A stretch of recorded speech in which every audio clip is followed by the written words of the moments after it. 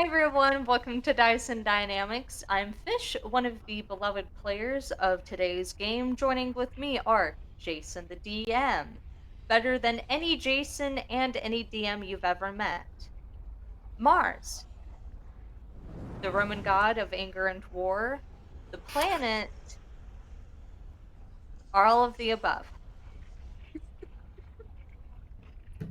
Samanthiel, That's my name. Don't wear it out. and of course, Mark, who I will not ply with any kind of nicknames or allusions to nicknames. Thank you. This has been today's bit brought to you by Fish. Excellent. And if you or someone you know have a business that would like to take over Fish's bit, please save us all. Sponsor us so that way we don't have to deal with a bit. Please, we need help. So, with that being said, last we left our heroes in the. Wow, it's already getting there, isn't it? I was going to say the annals of Avernus, but yeah, they're in Avernus, and last session they set up a beacon to call back to Candlekeep at the request of the High Reader, as well as Traxagor, the mage or the keeper of the keys of Candlekeep, who specializes in teleportation and plane shifting magic. Upon which they were able to beacon back Elturel's very specific location in the mess that is the plains. And Traxagor was able to teleport out the people that were trapped in High Hall.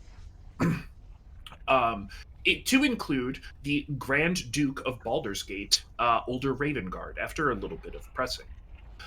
It was at that point, or sorry, it was prior to that Older Ravengard had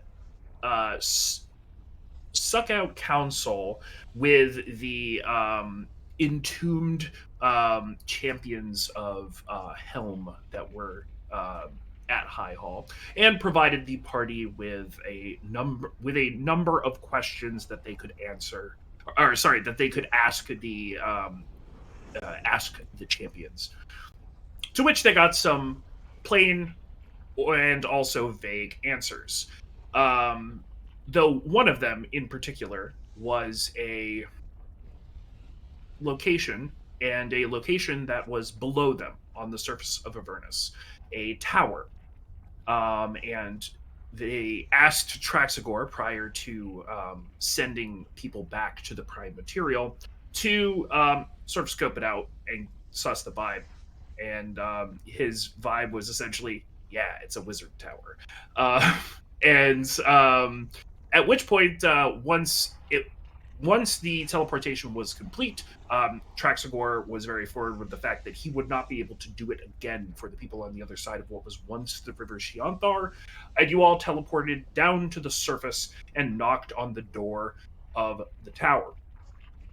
At which point, a figure opened the door and seemed to immediately recognize Olin and go in for a familiar hug.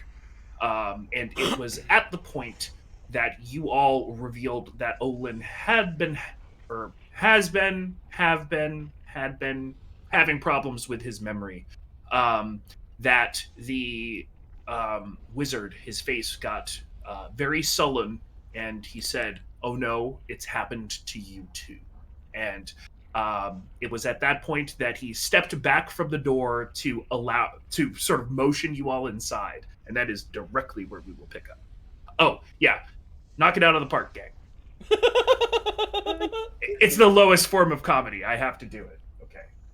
Smashing good one. Yes, thank you. Thank you. What does the interior of the tower look like as we enter? So the tower, it is not bigger on the inside. However, it does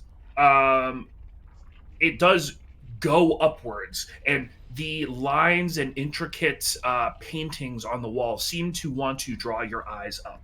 All around, you see brass implements, brass tables, brass chairs, and then interspaced in between all of that is a sort of astrological looking plush carpeting that's kept very clean. It looks like a dark blue night sky with pockmarked sort of constellations on it. And as you follow um, the the lines of the wall, the lines of the art on the wall, sort of swooping Art Nouveau like leaf work that ascends into lines and draws your eyes up. You see two things. One is that cracked stained glass window that matches the drawing that Olin had seen in his vision. And then just above it, in what you would have assumed would have been the highest story of the tower, is simply a giant floating, like copper brass looking orb with like etched uh like arcane sigils on it, and there appears to be a platform floating around it. Now, interspaced between all of that, there are small little clattering robot men with a varying number of eyes, starting from as small as one and going up to as many as three. We seek the Great Order. Oh, yeah, I wonder Oh if it's in the Great shit! Order. We've seen one of them. Oh, I know about them. The little guys. Where have we met one of those Are you before? talking about those things up there? Yeah, those things. I didn't think of where we've seen one before. Have we? We- I We've don't- seen, we've seen little robots with eyes on them. We were just there. Were you just there? Wait, a candle keep. They had them little creatures that got eyes Oh, on them. I think those were like donated. Like I think these are different from those because those are like library bots. Ah, And these aren't. quite astute. These are Modrons. They come from the plane of Mechanus. Oh, interesting. Also, hi. You've met one of us before, I guess. You Yes, are. please come in, come in, come in, come in. Don't want to let the heat in. Boom. He will shut the door behind all of you. My name is Mordenkainen, also known as the. Well, I go by several names, but that is my primary one. Okay, I've never heard of you before. That's interesting. Hi, I'm Jeremina. Olin is my best friend. He's my guy. He's my purse dog. He's my number one. Olin is mean mugging the fuck out of him. He's Olin, be nice. Mm. Um, How I'm do you know Owen? Jeremina. Oh, Oh, sorry. Go ahead. no, you go. So This how is do you know Owen? Marty. Oh, hi. Yes, I'm Marty. This is Pleasure. Dimitri. Pleasure, Marty. Pleasure. And then, this wonderful gal needs no introduction. She hails all the way from. Right above us. That's right. That's where I'm from. Oh, quite Where are you unfortunate. from? I am from Elaterel. Yeah. Born and raised El Torellian, Hell Rider, the best of the best of the best of the best, Siobhan.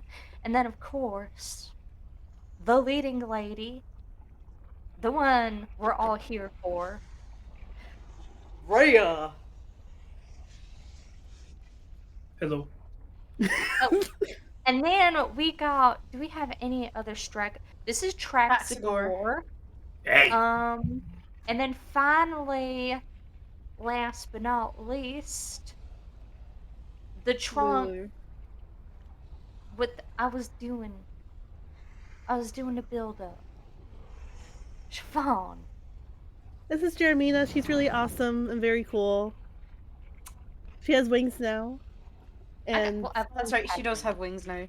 well, I've she's always always had wings, had but you have wings that you can use now. Well, like, I didn't know you had wings. I've never seen them before. But you couldn't use them before?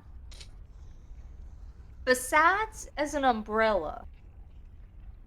They were But very you, good umbrellas. but you can fly now, is what you're saying. Yeah, you want to see me? She's in the air now. Oh, oh, be very careful. Oh goodness. I'm sorry, I knocked over one of your paintings. I can put it back. Oh, Oh my. Oh, anyways, what, we gotta, I love being in your house. We gotta take a second. Can we just, I just need us to,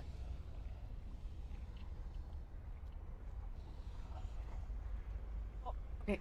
we all like Huddle. huddle in. Oh, take over Olin, if you need. I can. What I Olin, was doing. what's your vibe, baby? What's your read on this guy? You want us to murk him? You want us to fucking kill him? Olin is Not standing next killing to this man in the his house. Olin is standing next to the group, but he's the way he's facing. He's always at Mordecai. He's not We letting go of this. We are not killing this man in his own home. He's let will us in. drag him out by the beard, He and we'll do hasn't a done move. anything to us. Why should we kill him? He's done something to Olin. You see the way Olin's looking at this bastard? Yeah, This is the first person that I think that anyone has approached Olin quite like that. I think he might just be unnerved that someone's acting so friendly with him and he can't remember it. No, see, my thing is, my ex-husband has seen one of them. Those little robots, those things up Okay. there. Traxigor, get over here. What? Hey, and you can see She picks him up. you can see that he was like he was like looking over a brass table and kind of like peering at the arcade situation. What the hell? You know about the the Wow, things up stop there. shaking me. Can't do that to him just because he's a fucking raccoon. Hmm. Excuse I'm you. doing it to him because he's a bastard. I'm really not. I would never do this to a raccoon. I will true polymorph myself into a real fucking raccoon right now, just to prove you wrong. Oh, do it. I call Don't- your fucking bluff. Yeah, I'm out of slots. because Yeah, bitch. We're not killing this man. We're not killing this man. What was your if question, Olin- or did you just want to shake me? No, okay, what I'm saying is my husband, Vicarious, has seen those thingies up there before, and I'm telling you, they're not good. This guy's like evil. Modron's bad. No, Traxigor. what? No, they're not. They're neutral. They just believe in order. That's kind of their whole bag. So why are they hanging around this dude? What order does he? Why are you asking me? Well, I'm not. I'm posing a general question. I don't fucking know who this guy is. Wait, so they're from a completely different plane, right, Traxigor? Yeah. So if I were to posit, do the Modrons look to be made of brass as well, or just various metals? Yes. So this entire place is made of brass. The Modrons are made of brass. If anything, this guy also seems magical as hell, judging by that. And she points up at the giant copper sphere at the top of the tower. If anything, I would say that he's probably doing some sort of research. Or maybe, do Modrons just like... Doing research. Hold on. Do Modrons just like jump from place to place? Have they been displaced before? Is that like their whole thing? Go ahead and roll me a d20. What, Jaxagor? What the I love Sorry. the acting say? 20 rolls in character. What does that mean? Gonna be a 14. A 14. He's gonna say, well, they don't really leave their plane without a purpose. There have been times where we found pockets of them, and they're when they leave their plane, it's called Modron marches. They're marching for a particular purpose. what is that? Generally, once their purpose is complete, whatever it may be, it could be any number of things, and any Modron march can be as small as a single Modron or as large as every Modron in Mechanus. Okay, so maybe this is part of one of the Modron marches that's happening. and they just ended up here because this probably kind of looks like a little bit of home to them, a little bit more cluttered, if I had to Maybe say. damn, I'm kind of coming around. Cause I mean, if you're a god about order, what's less orderly than hell? I mean, you guys are around me, and I'm of the hells. I'm not exactly. No. That is digressing from the true point, though, which is What is Mordecai doing right now? He is speaking with the only other humanoid in the room, who's kind of obscured by his person, but you can tell that it's a fairly diminutive individual. But he's sort of talking back and forth with this person. Can Olin insight from their like the body language? Yeah, sure. Mordenkainen's got a little boyfriend. 17. Mordenkainen is very relaxed for a man who just invited a bunch of people who are arguably dirty, armed to the teeth, have a big robot with them, etc. He does not feel threatened at all. He feels very comfortable. He's having almost a jovial conversation with this individual, and yeah, he just seems very relaxed. Okay. I- Olin's still watching him. So I do think I think that there's a lot more going on, and it might be more complex than him doing weird. Clank. Oh, uh, you hear EV3 clamp its hand on its head, as clattering down in the middle of all of you is something that looks like a Marty. You would very easily recognize that as some sort of wrench due for maintenance. And you see Mordenkainen spin around and yell or scream up at the sphere. Say, "Hey, I have guests down here!" And then you just sort of see a little Modron face with two eyes sort of pop its face over and wave, and then sink back behind the platform it was standing on. if you're it does seem kind of dangerous if they're working up there not to have some sort of safety net. Was that for Mordenkainen? Yes. Oh, don't worry, they can fly. Well, but clearly they can drop things though. The tools can't. Oh, EV3, come here. As you say, the tools can't. Mordenkainen stops and sinks his face into his hand, and you could almost see like curtains come down over his eyes, and you could tell he's going into deep thought. I was just about to ask him a question as well. okay. So while he's in deep thought, if he's about to ask Marty for a favor,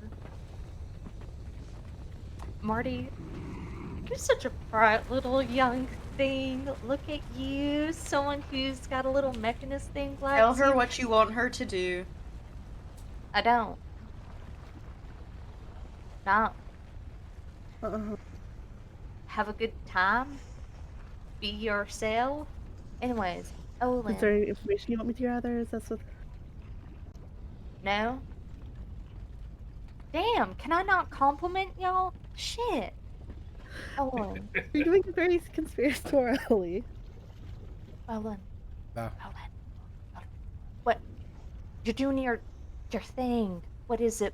What is it, boy? What do you see? Olin looks at Jeremino with that. You realize I can talk, right? Yeah, but you don't always talk. So what do we do gotta stay here for the night. Can you play good until the morning? I'll be fine. What Jeremina, what's have you going on? released Traxagor? No. I Yeah. think she's completely Yeah. forgotten. She's holding on to him.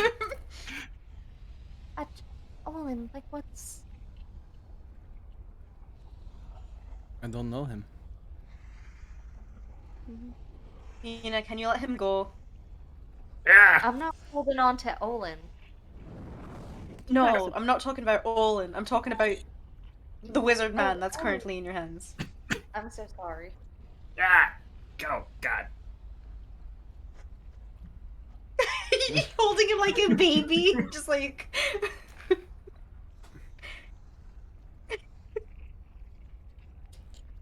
Olin watches and waits for him to come out of trance, to come out of his deep thought. That was kind of demeaning, but whatever. Are you going to ask him any questions, Olin? Yeah, Yeah, possibly. actually, where are you going to start? With your Um, questions? at which point you sort of see his eyes sort of come back, and he will look at all of you and say, "I apologize. Give me a moment. This could be another one." And he runs over to an area of the wall and will sort of run his hand along it, and you see it light up with sort of a set of arcane runes, and then it just sort of like a illusion breaks, and then there is a massive chalkboard there that has a array of both mechanical designs as well as arcane designs, and he starts furiously writing in chalk. Morty is just like immediately like her It, her eyes get big like cat size.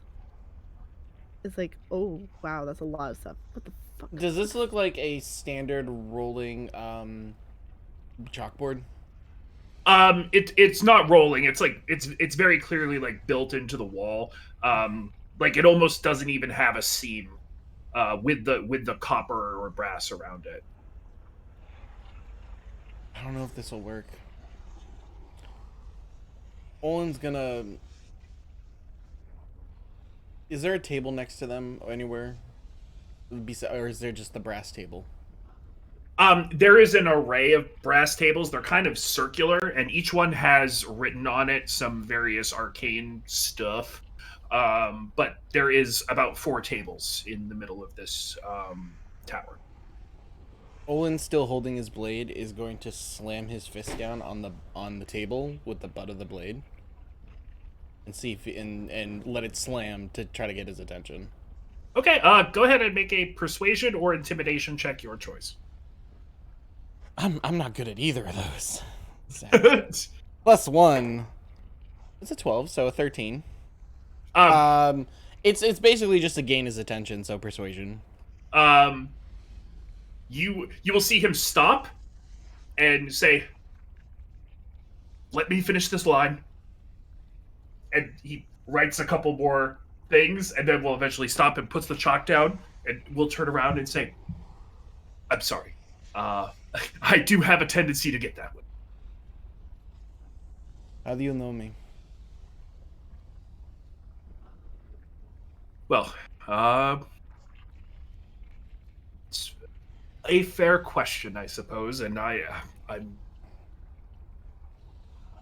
He looks a little sad again, and will say, "I probably should have known that you were similarly affected. Um, in the trying to think of the best way to describe it. We were comrades in arms against a insidious ruler who, upon our final melee, our final combat with him, broke to the dark powers that he was working with, which shunted a area of land into another plane. And due to the nature of the things that insidious person was doing, part of that was through the plane of time. And both you and I lost some time when that happened.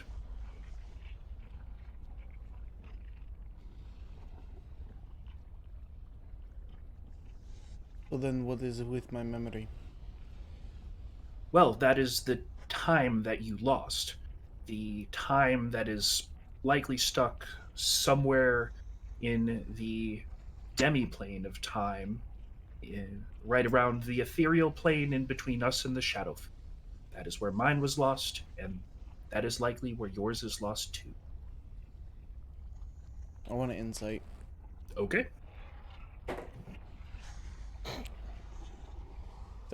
22. He is being very sincere and choosing his words very carefully in a attempt to make sure that he doesn't upset you.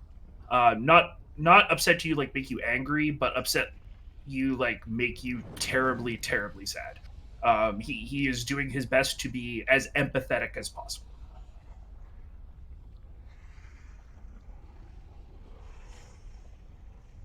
How did you get your memory?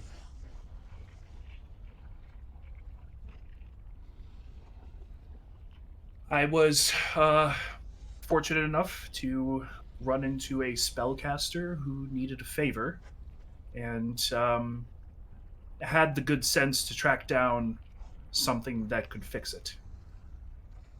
Or, well, I wouldn't say good sense. The ability to make deals that he probably could never make good on, but that's his problem, not mine. Can you do it for me? Yes, but I won't make any deals that I can't make good on. But unfortunately, in my and the rest of the Circle of Eight, and he points at that window, that stained glass window that's cracked, uh, let the Tower of Erm fall into a bit of disrepair. So I don't really have the ability to step through the plane of time like I once did.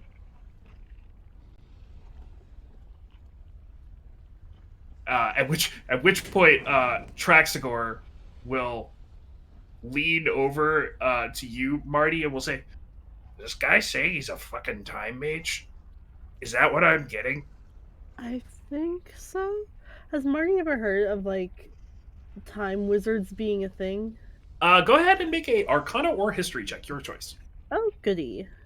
Uh, Meanwhile, Siobhan's gonna lean over to Jeremina and go, a plane entirely lost to time. That's where Zariel's sword is.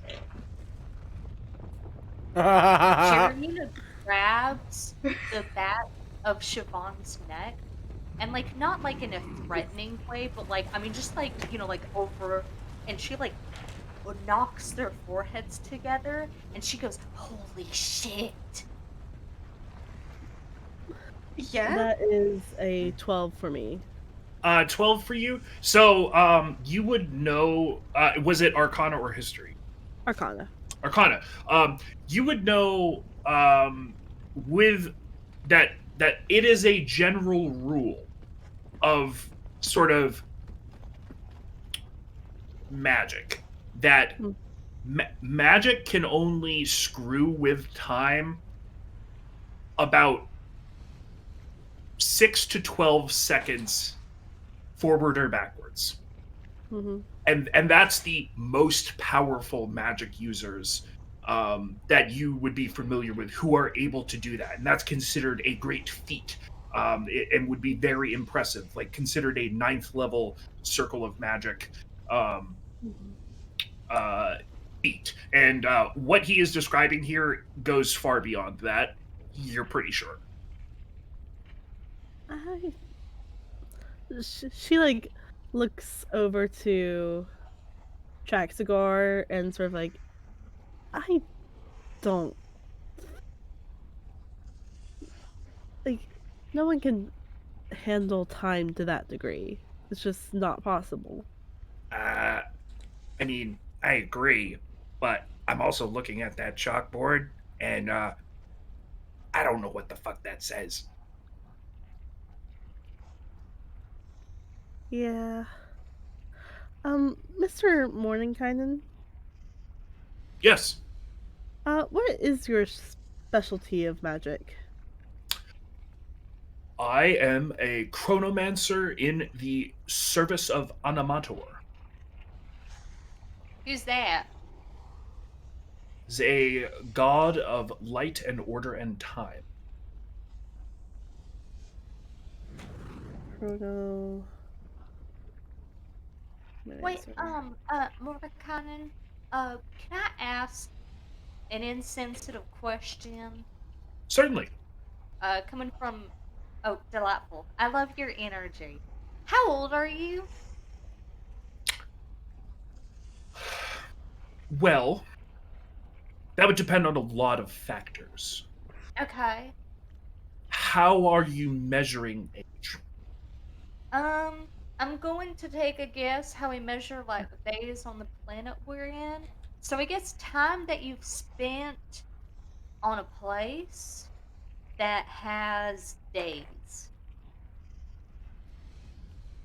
You see the curtain come down over his eyes once again. Smash. What did I miss? I came to a Asking how old decision. Mordecai is.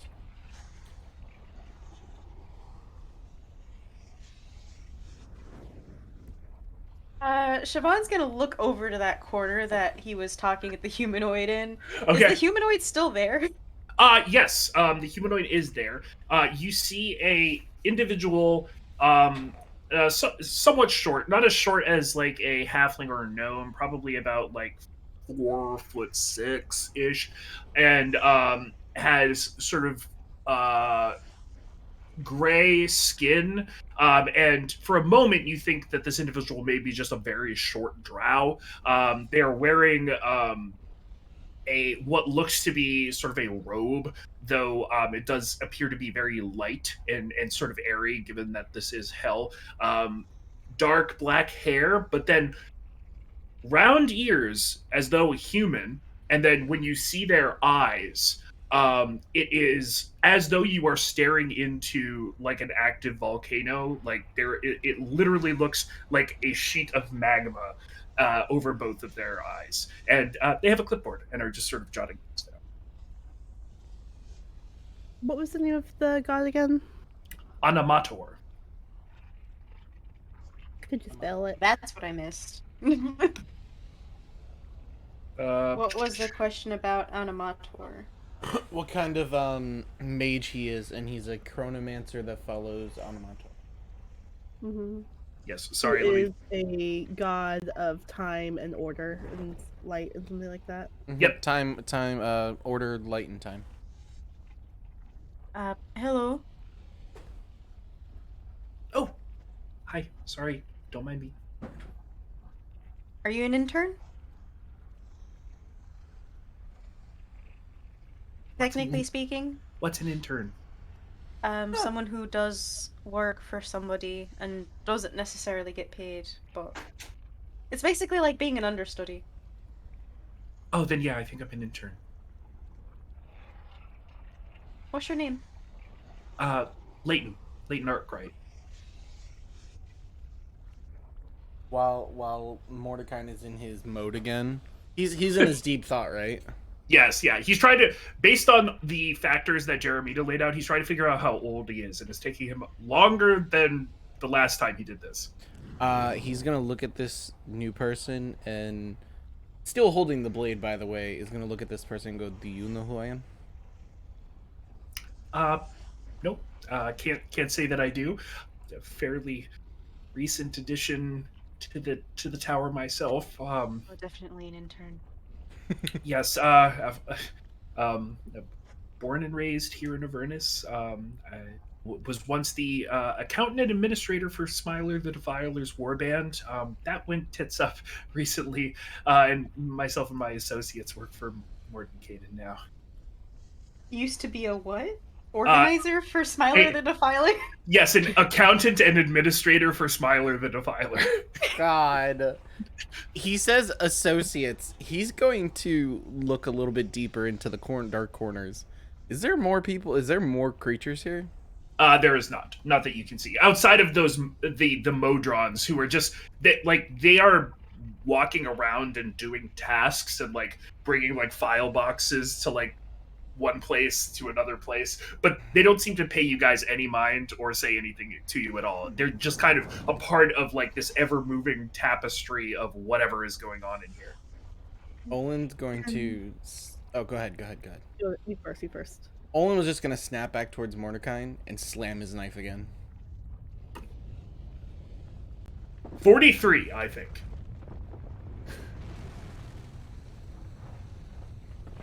43. Jeremina. I'm not gonna lie, I forgot what the fucking question was. How old he you? is. Thank you. 42. It took me a minute. I was like, what the fuck? Oh, he could have been 42. Yes, but that's also accounting for something around 100 years stuck in a Barovian time loop. So, Aren't you from Barovia? Apparently. oh, you all know of Barovia. Wonderful. That Theoretically. Oh, yeah. Well, theoretically, if you theoretically do know of Barovia, I theoretically described a situation where land was shunted through the ethereal plane and therefore the demi-plane of time into the Shadowfell. Which that, if theoretically you were talking about the land Barovia, which you theoretically know about, then I am theoretically talking about Barovia as that land. Okay, so Olin, you're from a place with a time loop stuck to it. That would make sense of some of my dreams, but I don't remember. I mean, I've given you the abridged version. We can certainly discuss the extended version over dinner. Um, Over dinner. it was it was certainly not my plan, but Leighton, you can make this happen. I think so, sir. Yeah. Olin's gonna look at Mordecai again, and he's still staring at him and goes, "What do you need for us to go get my memory?" Well, everybody should sit down. Maybe, this is sit down talk, and he'll sort of like snap his fingers, and then out of the brass floor, just like the requisite number of chairs will just sort of rise, and it's kind of odd because they're rising out of it, but it's not a mechanical rise. They're almost sort of like warping Forming. the metal into these tiny little these chairs, and then there's a tiny little one that's scaled for Traxagor. Is there one for EV3? Yes, which is scaled up. Oh, go Um, ahead. Jeremina is going to take the seat closest to Mordenkainen, whether or not that fits her.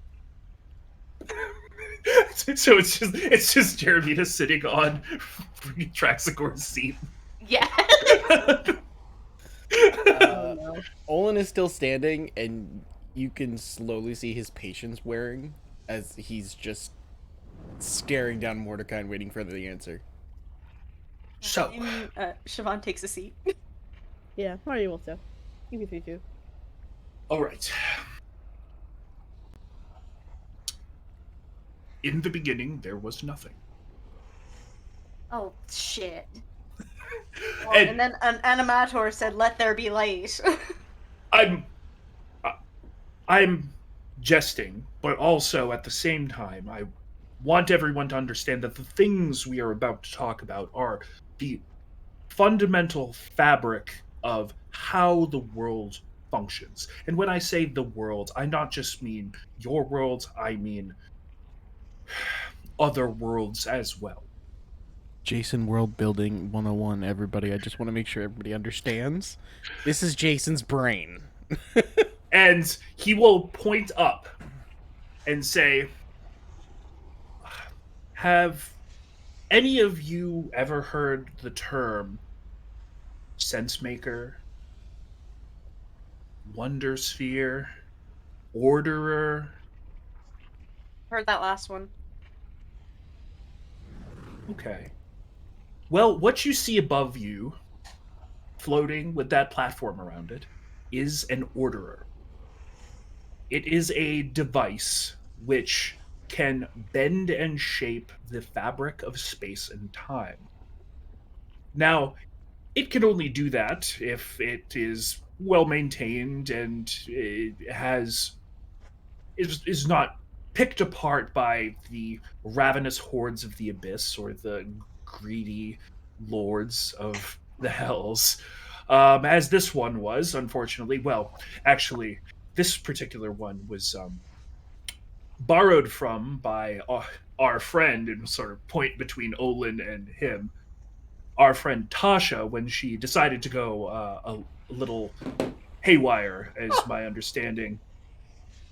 Wait, so really quick, Tasha borrowed an order or used an order? No, she picked through the orderer that has been in my tower for many years and borrowed parts, which I really wish she hadn't, because now it doesn't quite function properly. So I'm in the midst of restoring it, because the world is. Tell me. I'll put a pause on it there. It has been some time since I've been to the prime material of Toro. What has been happening in your world? Um, Oh my god, it's been awful. So, there were giants, and they were fighting. And then there was like this, I don't know what was going on in Waterdeep. I don't really care. Um, and then there was a death curse, and it was killing people. A And Serac, every humans, certainly. it, maybe? A Vecna wannabe. It's not important.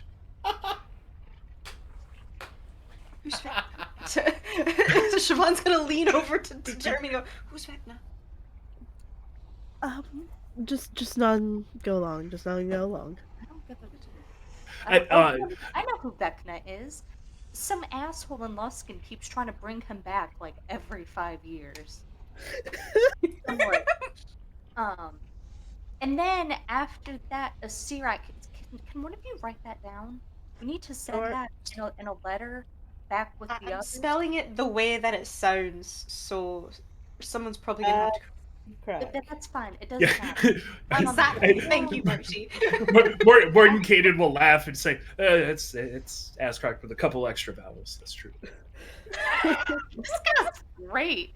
Oh, But so what I'm hearing is what is happening on your world is happening on every world. what? Well, What do you mean?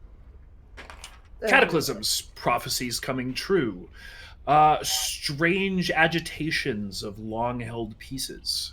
Sounds as though you said giants. I would guess he racks his brain. Not so much that the curtain comes down over his eyes, but he would say, I would have to guess the giant prophecy of the ordning. Somebody thought wise to either trick the giants or the giants believed it, and it caused a raucous uproar. The death curse, well, yeah, if Serac isn't causing problems on a world, is it even a world at all?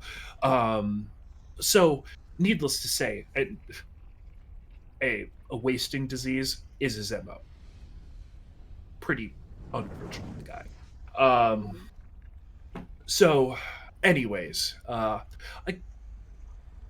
the problem with my orderer, point up again, I'm concerned that there's a problem with other orders. And if there's enough problems with enough orderers, or enough orderers fall into the wrong hands, given their title, what do you think would happen?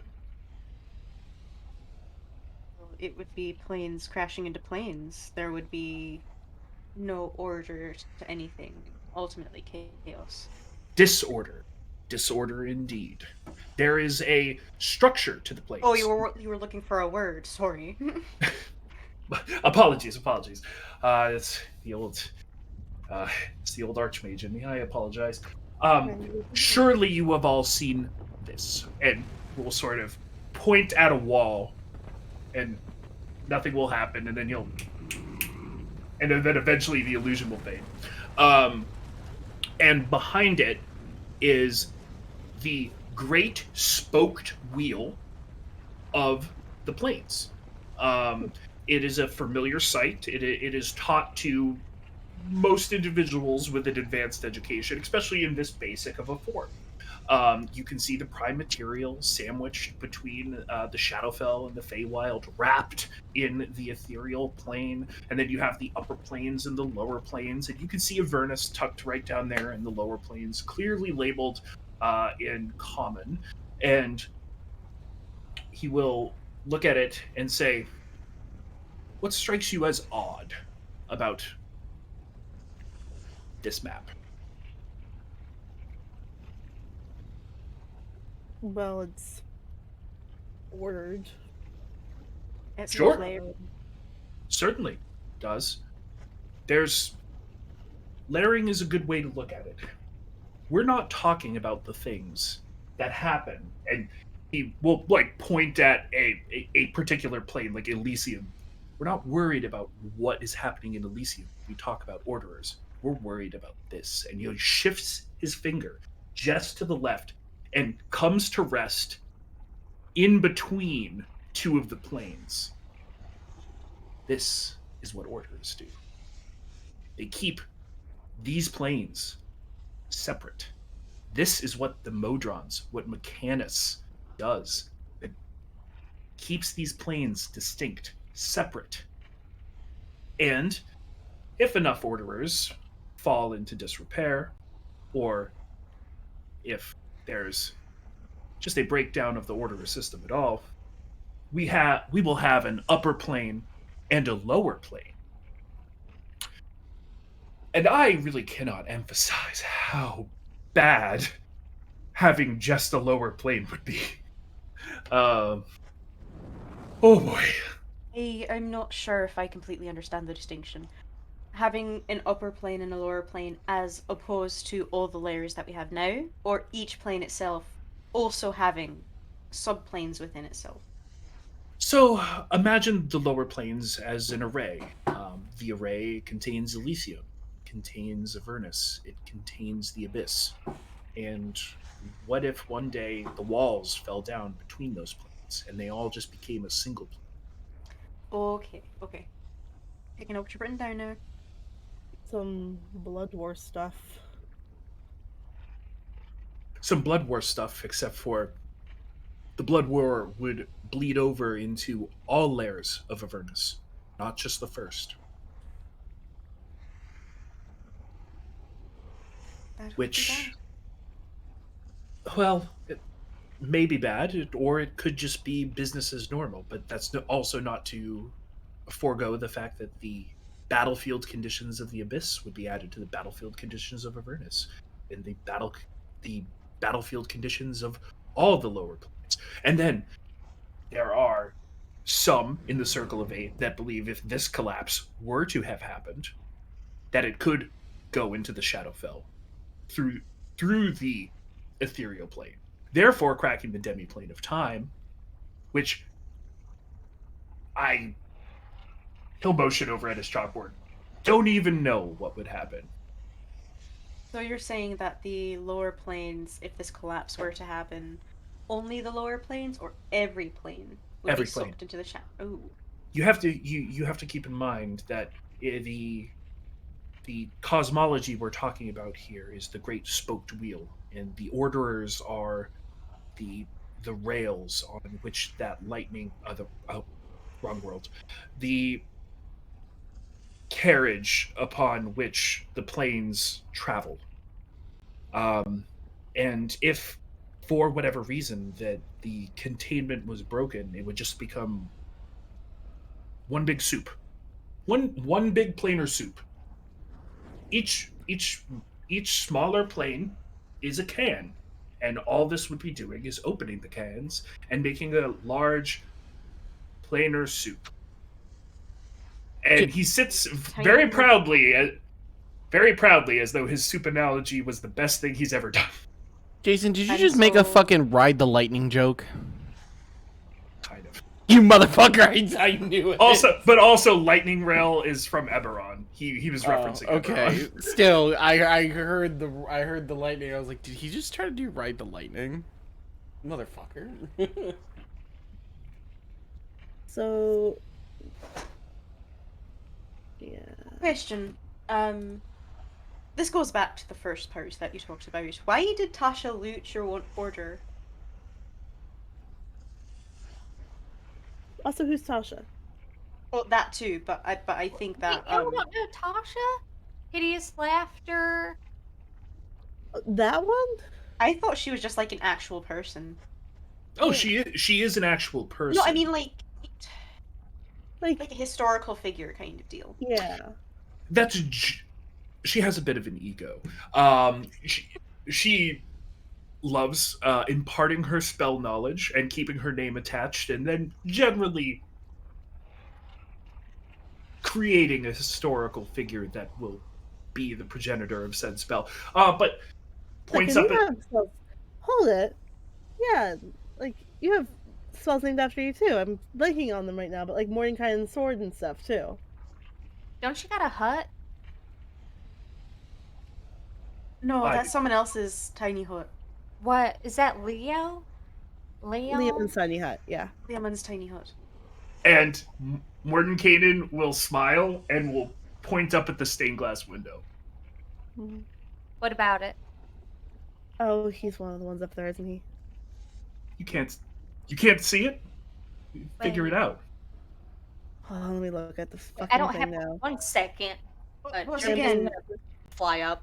while they're trying to figure that out, why Oh, did we had Tasha the loot your fucking order? tiny hut, and then this What's that? big Why did hand. Tasha loot Oh my fucking your order? god.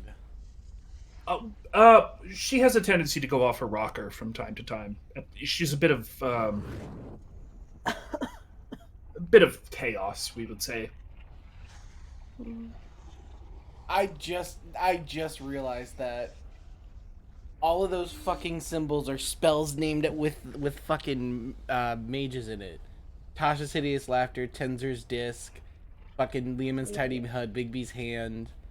I just don't know the other ones. You fucking Hold on. ingenious Yeah. piece of shit. One of them is I think clearly, is Agnazar Scorcher in that bad boy? It should be. no. Is it? I'm pretty sure it is. It's looks like a monk. It looks like a monk like pose, a parchment, a clock, which is Mordecai, and then someone with like circles around them, like halos. I don't know what those are. Those are the only three I don't know. That's fucking ingenious. Jesus Christ, Gene. Damn.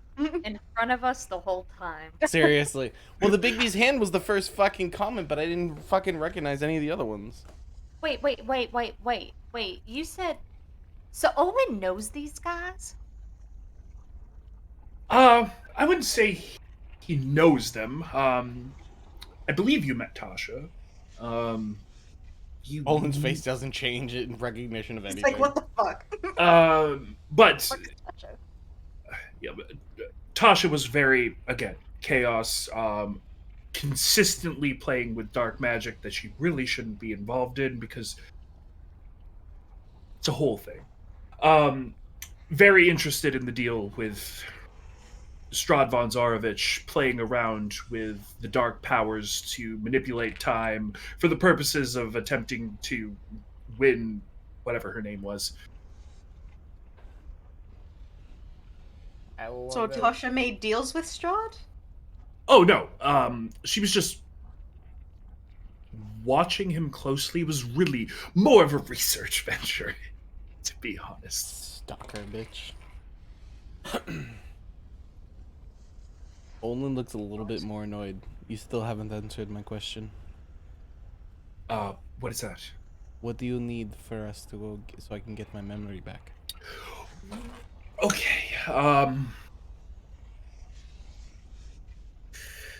I will admit I was delaying. Leighton and the sort of administrator will sort of rush over. We'll say, yes. Have we heard from the Bone Brambles recently? No. Um, and you'll see him rub his face. So, we are here in Hell for a few reasons. The first is we have to fix my order. And I've put together a ritual that should be able to restore some of its various functions. However,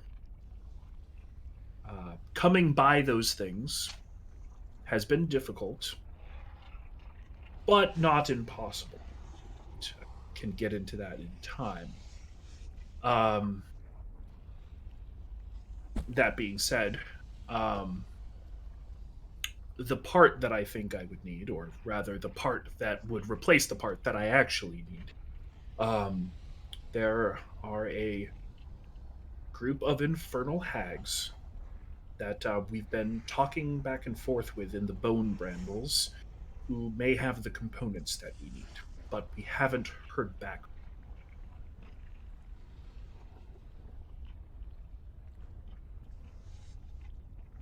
So, yes, I can, but I have to get my orderer in order. And then the second, and probably largest, most fundamental reason why I'm here is that it is believed, and I believe based on my research, that a orderer of a higher order than the one that I have is present here in hell. And he says that very quietly, and the second he gets it out, you hear a chorus of the Modrons say, "We seek the We seek the Great Great Order!" And he's like, "Ugh." We seek the Great Order. These guys are great. I'm enjoying this. They're efficient. I'm not. Sorry. So, to answer your question, I certainly can. But the long answer is that it's not something I can currently do.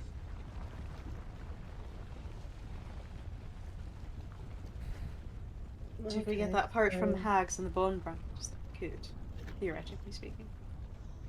Yes, and admittedly, it would help me in my task in putting this orderer back together as well. And as well as locating The thing.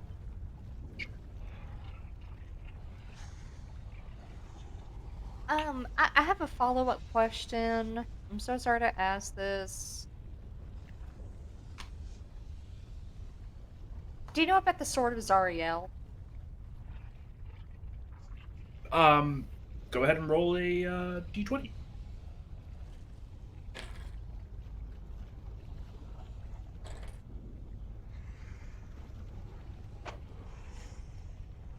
We're going to see some motherfucking hags, bitches.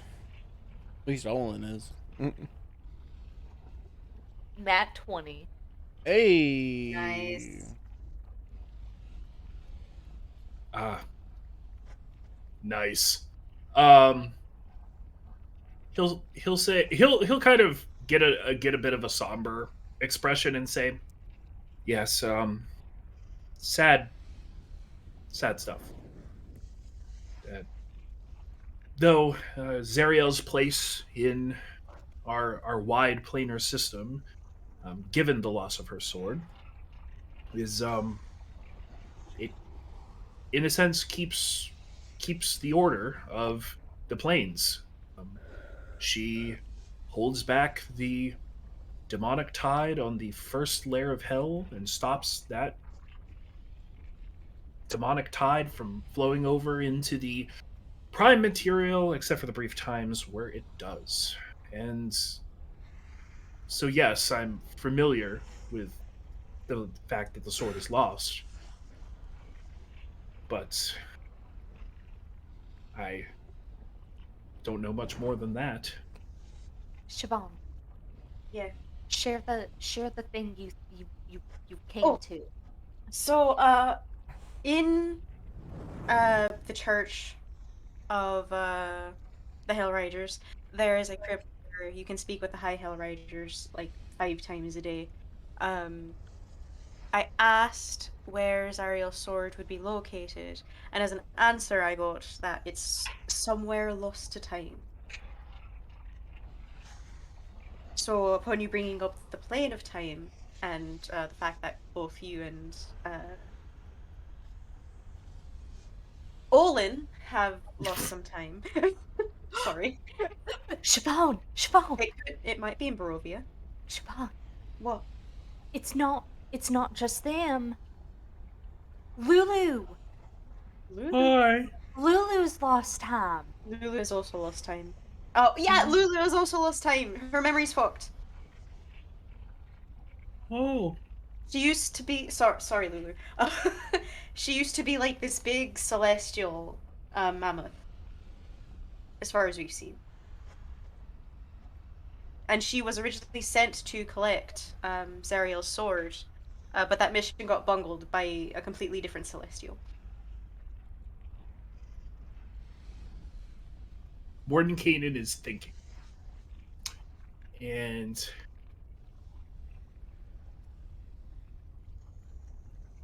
okay. So we have two. This is another case of inexplicable intertwingling of just the strangest things. And you can tell that he's like really getting into this. He's like, we have me, who was lost to time. Olin, who lost time. We now have a celestial creature who's lost. All in A one sprite? place. Yes, she's clearly a Hollyphon. Hmm. What's that? What's a holy font? And angelic wing. You have elephants on your world, yes? Yeah. Yes. I got a photo. It looks like Dumbo. Well, I've heard of. They're kind of like Loxodon, I think. In our chat. No, they aren't. That is the single worst thing I think you could have ever said. Well, Um, humans are like monkeys, so. What are there was one other question. So it was about Lulu, Lost in Time, yada yada. What was the other question? There was one other one. Want to make sure that Zariel's sword is in a place lost to time. okay. Um, he will cycle back around to that, and we'll say things don't exist in the plane of time. It is a a transitional space. It is something that you can pass through when passing through the ethereal plane. It's a demi-plane attached to the ethereal. It is not really a place you can visit so much as the ethereal plane is. Um, so I don't think that the sword is there, but it could be that they were speaking metaphorically or suggesting that the sword itself skipped through time and is located Well, somewhere in the greater timeline. that could be true. Lulu was actually. If Lulu gets her memory back, do you think that we'd be able to locate it? Do you think she'd have an idea of where it is?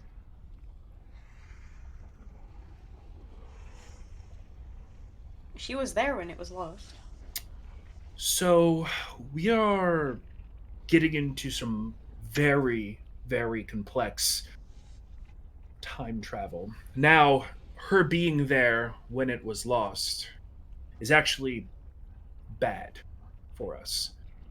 So How you so? can't you can't travel back in time to a time where you already existed without, and he'll Oh, motion to Olin and motion to himself and will basically say it is there's consequences to that. The plane of time only can facilitate one individual having time at any given time in time. that's a lot of time.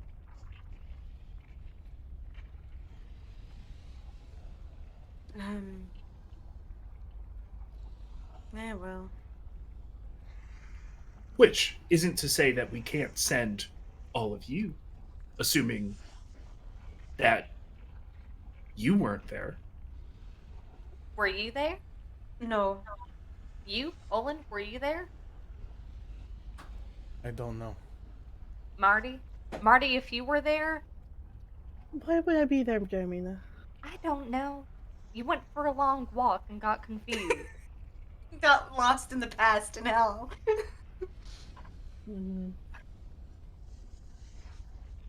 I Okay. guess we Okay. wouldn't know if we had been there before.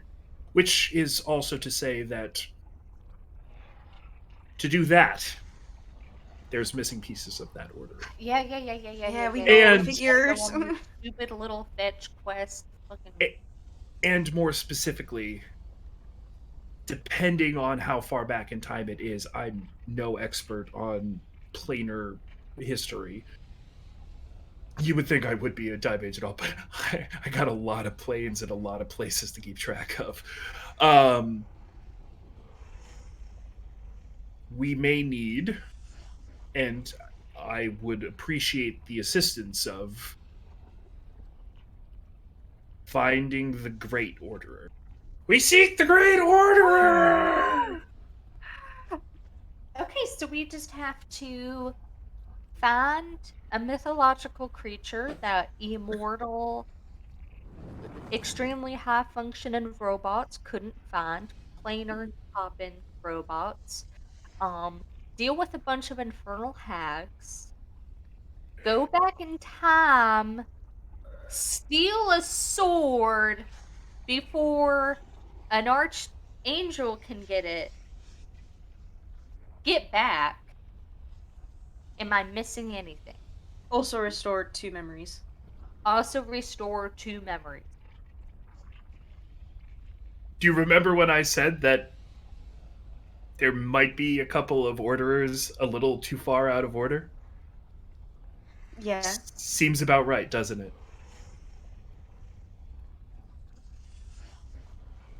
I The don't think you can the blame this absurdity of it. being. I don't think you can blame this being absurd on a great orderer. I think it's just convoluted. Is it convoluted? I think it No, it makes. seems pretty straightforward to me. Yeah. But You just I gotta. think I think Marty's talking about, oh, it's all coming together because of all these orders. It just seems Oh. No, this just seems like Tuesday, right? I mean, I feel like once you get to hell, the level of absurdity can't get much, like, might as well. Well, it's funny. It's funny that you say that. Is that actually as you get further and further from the prime material, the more affected the walls would be of each part of the Great Wheel. So yes, actually, that is quite accurate. That it will be more absurd, or is more absurd, as you get farther out, and simple things like giant attacks and all of that on your home plane are small beans in comparison to what the outer planes are dealing with. Hmm. Well, my ex-husband isn't here, so it can't be that bad. Have you ever considered that My your work. divorce might have been a factor of the planes cracking at the very seams? No. Oh, he was that bad. No, he really wasn't that bad. But we were both, yes, he was. I just feel But like if I met my husband in every world, this does kind of remind me of a theory I went over when I was studying Helm, another god of order. I think it was actually taken from a couple of animat. How the fuck do you say that? I spelled it. Animators Emanator. missions. That's the one. Um, Something like a Kuhl theory, where like the further removed you get from the prime material, the more absurd something will be. That is absolutely true, and it is even more true in the case of a breakdown of the orderers holding apart the Great. There you go. So then, theoretically, if the most absurd, if the most absurd thing is the thing that's most likely to happen, the further out you get, then theoretically, the most absurd thing would be for the orderers to fix themselves and go back into being in order. That's riding on a lot, though. I think Yeah. it is possible. I'm not denying that. Morton Caton, curtain comes over his eyes.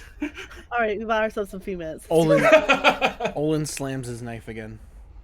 Jesus! Why? Owen, Oh my come God. on, man. Uh, Just trying to think. you could be right, but also, do you want to risk it? No. Okay, Sorry, Olin. What is? You're denting the brass. What's up? Just making sure he stays on conversation. maybe this is why he had him around back in the day. I can see it. Yeah. Okay, No offense. so if we're going to these hags to ask them about some gear, and then going from there, where are these hags? Where are the bottom brambles? Well, the landscape of hell is ever shifting, fusing, desolate. You'll likely need transportation, but they are fortunately it's a forest of bone trees that is located just outside the Brass Citadel, the one city on the uh, plane of the first plane of the Hells.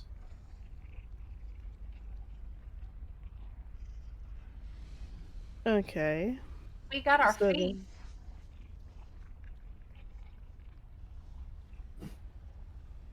So, Hmm. um, okay, so there's a city here in hell. Well, it's big enough. I'd assume that it has at least one. Well, there's several, though the first layer being a eternal battlefield doesn't necessarily lend itself to inhabiting.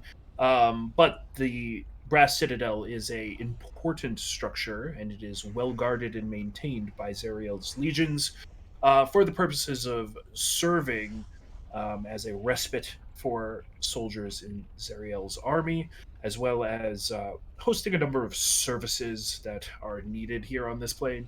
Um, but if you go, I would be very cautious.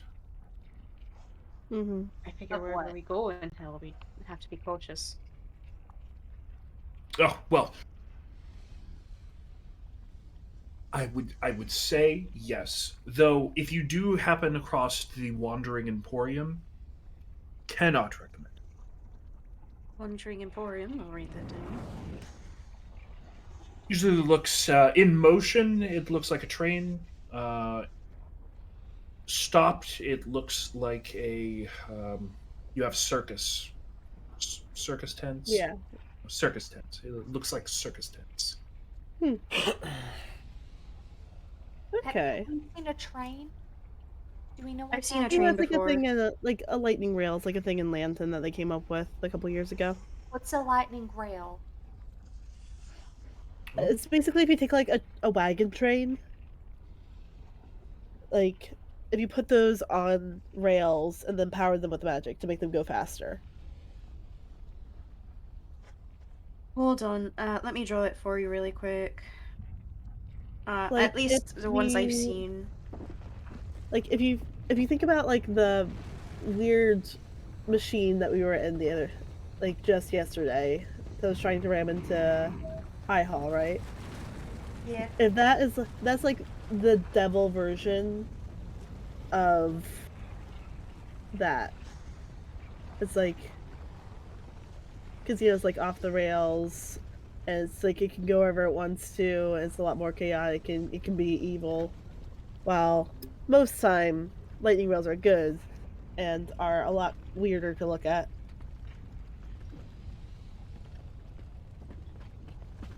Okay. And the front kind of looks like that. Oh, that is so cute. I I thought those were toys. Well, they're modeled after like the real thing, so. The toys or Yeah. the train? Oh, The trains, the toys are modeled after the big versions of the trains. Jesus Christ. I'm sorry. I came from Luskin. The most exciting thing in Luskin is uh tentacles.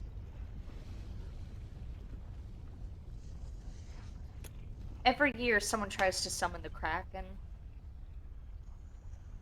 For So, what purpose? end of the world. For the same Oh. reason they're summoning Vecna, I'd assume. Yeah, to get out of Luskin, probably. Uh, I'm going to assume that Luskin isn't worth taking if Vecna isn't going to show off. People are actually trying to summon him.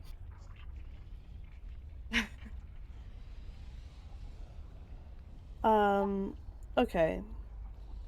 So you said that hell is Avernus is like ever shifting, etc. How do you expect us to find this bone forest? Or more specifically, the Brass Citadel, since the bone brambles are consistently outside the Brass Citadel. Yeah. It's generally a task of driving towards your goal, getting lost until you show up. If you have a map, you may have a little bit more success. There's Okay. maps for that? In ever shifting, ever changing. Well, they have to be magical, duh. Never mind. Mm. Yeah, most of the cartographers that would attempt such things, I certainly wouldn't, go mad. So, All right. Um, while we're discussing all this, something that needs to happen before we can do any of that is there are still people in El Terrell that need to get out. Yes, that is very much true. But we need to recover before we can even think about going back to El Trail. Well, no. Unless you have planar shift. We have a machine for it if you don't. Mhm. well, the machine's just a beacon. I'm doing the plane shifting. Yeah. He's doing the What was plane that shift. spell that you used to get everyone out so quickly? Uh, a very hyper modified version of teleport. Hmm. So can Mordenkainen, can you do anything to help us get people out? That's not really my specialty, I would say. He's a time man, not a spaceman. Okay, so this guy can master time, but he can't move a few people out of the planes. If there's one thing you learn about wizards is they They're used what? specialize. Yeah, Wizards they get really specialize. into their niches. Silkhez would know how to get them out. Yeah, but I don't think he was a wizard.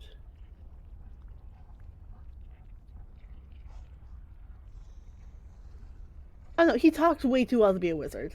No offense, Mordenkainen. Wizards can talk good. I went to Strixhaven. Also, much love, Mordenkainen. You do talk like a wizard. I know.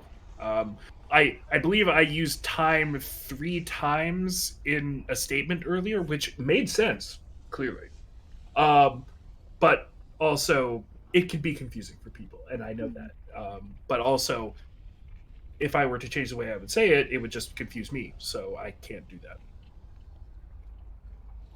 All wizards have autism. So, well, which in that case, we do need a place to sleep. Oh, certainly.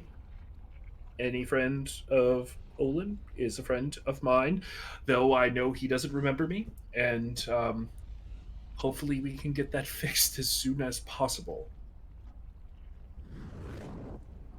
If Right. he's willing to, of course. He was asking, but at the end of the day, it's his choice.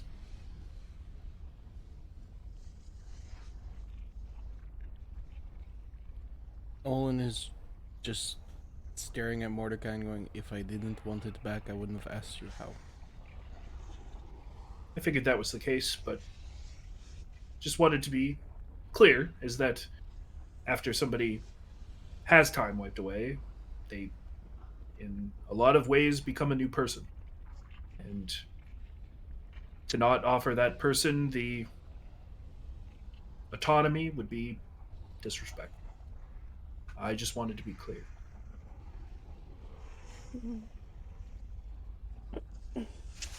On the real, what do you have to eat?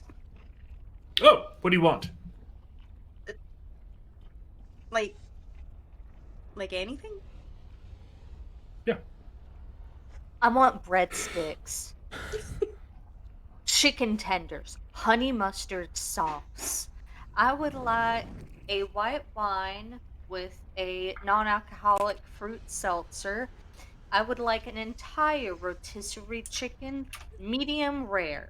I would like it seasoned with salt and pepper. I would like Medium rare a, rotisserie chicken. a whole rack of lamb ribs. Give me a lamb. Just give me a lamb. Strawberry shortcake. Creme brulee.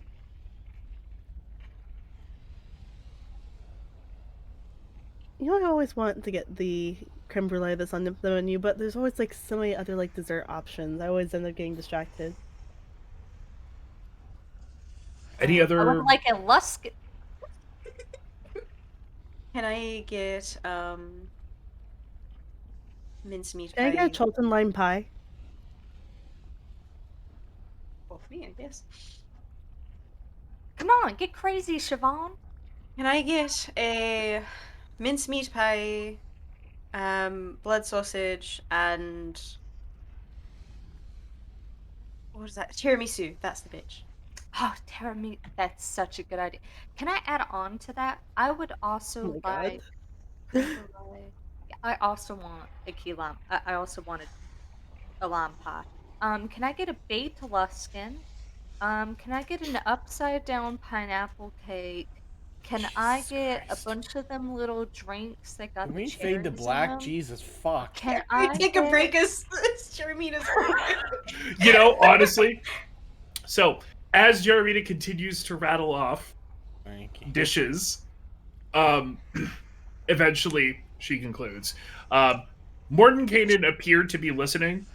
Whether or not he ingested all of that, he certainly wasn't writing it down, nor was Leighton Arkwright. Um, and eventually, Morton Kanan will sort of depart, basically walking off and sort of almost fizzling and fading through a wall, no longer to be seen. And Leighton Arkwright will approach all of you and will say, "Are you really thinking about going to the Bone Brambles?" Well, at the very least, we want to get this guy's memory back, I think. Is that right? Mhm. And we need to figure out getting the sword. And doing that sooner rather than later is probably a good idea. All right. Well, he'll take his little like essentially he's got a clipboard with like a legal pad stuck to it, and we'll sort of slide it off and flip it around, and we'll there's essentially like scrawled notes on the back, and we should probably go talk to Chukka and Clonk. Talk to who? Chukka and Clonk, Who are they? my mechanics. Oh, I'd love to talk to them. Because we can't just send you walking to the Bone Brambles. I don't think that was Mordenkainen's intent either. Sort of flip the pad back over. Mhm. Yeah, we'll have to go outside though. Mhm. Yeah, we'll figure that out. Also, I'm so sorry for asking this. I know it's very rude. But what are you, Mr. Raker? Jesus, An Marty. an accountant. Marty. No, I mean like I've never seen someone with lava eyes before. Oh, um, so we're known as Ashen. There was a incursion of the fire plane into Avernus about 500 years ago, and it sort of created this. Thank you. I So, was just really curious about that. no, no problem. I don't know if it's technically a variety of tiefling or what, or maybe genasi or somewhere in the middle, but native to Avernus, that's for sure. Mm-hmm. Well, you're loved no matter what. Here, here. Thanks. Um, But yeah, your mechanics. yeah, sure. Let's go let's go see him. Mm-hmm. And he'll wave everybody onwards with his clipboard. Mm-hmm. Did we want to take a break? We can. This would be an I think excellent. that's the perfect spot to take a break. Yeah, because we got done speaking with Mordenkainen, which was really the big opener here. So Yeah. All right. We'll be right back. Give us a little bit of time, and we'll get to it. Be right back, guys. Mm-hmm.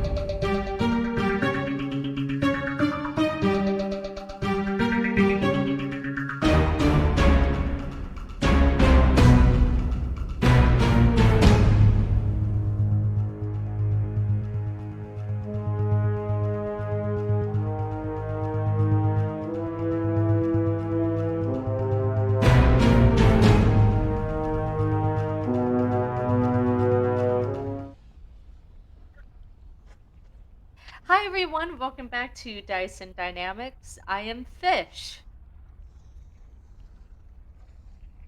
Oh, that's the whole thing. All right. Yep. Welcome back, everyone.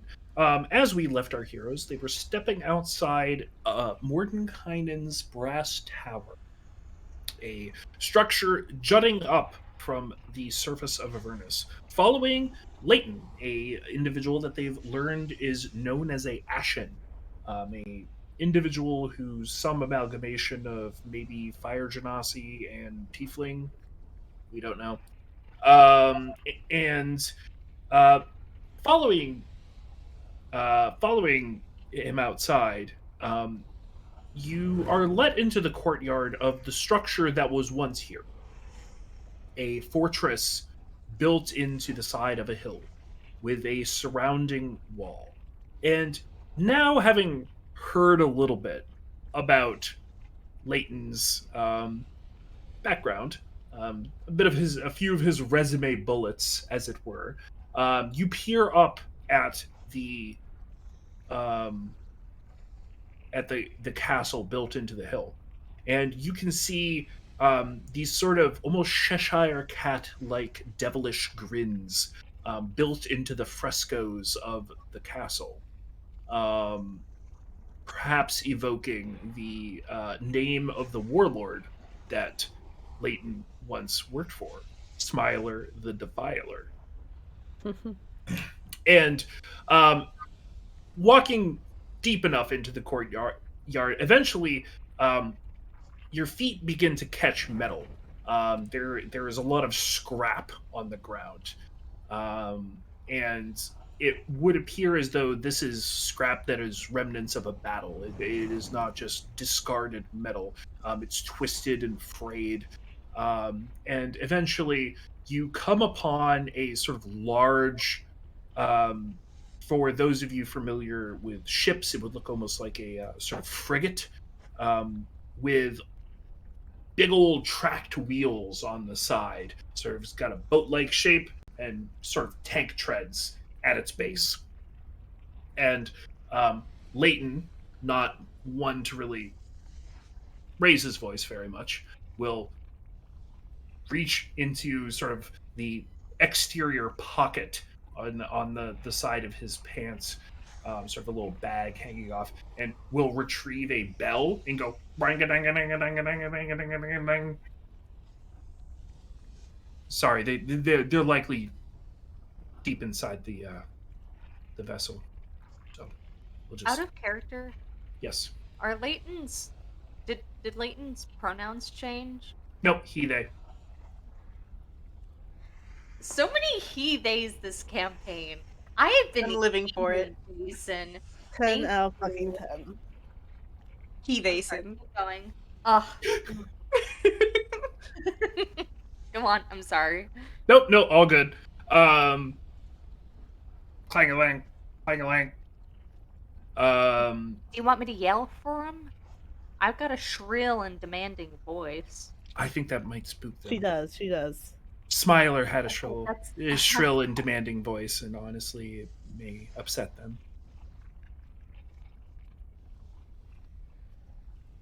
Eventually, you see boop, boop, two heads sort of pop over the edge of the frigate, and you see black feathered faces with long, sort of pointed bills, and you will hear sort of a shrill and demanding voice come from one of them saying, "Yes?"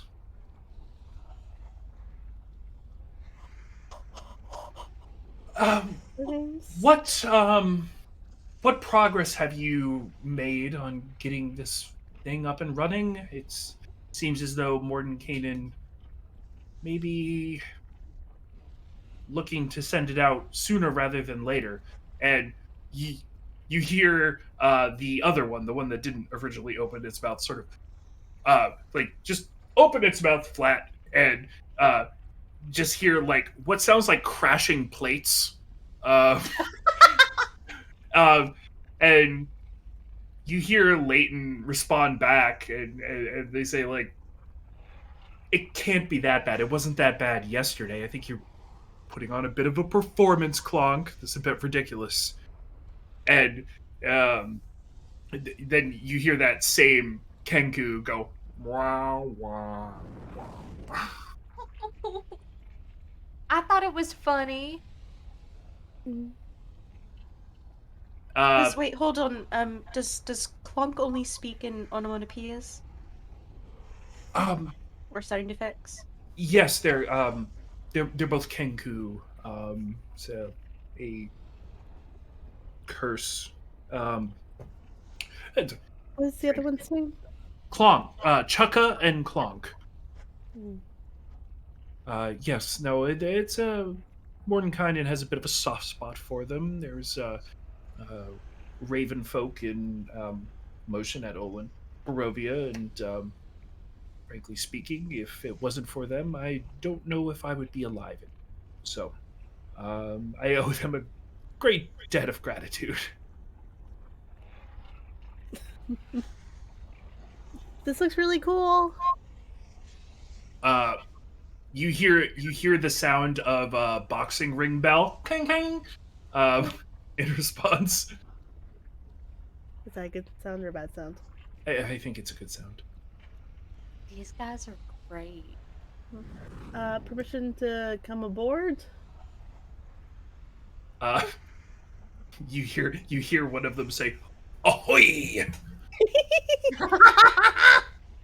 I think I love them. Um, What a strange little duo. and for the purposes of visualization, I will give you a view of what the exterior of the vessel looks like over in. Actually, I should put it in stuff so it doesn't get lost.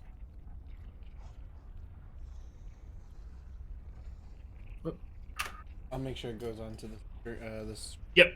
So, as you climb up, it is a bit difficult to get up, but to get up into the vessel, what you have to do is climb on top of the stationary treads, and then there is a door into the lower level of the ship.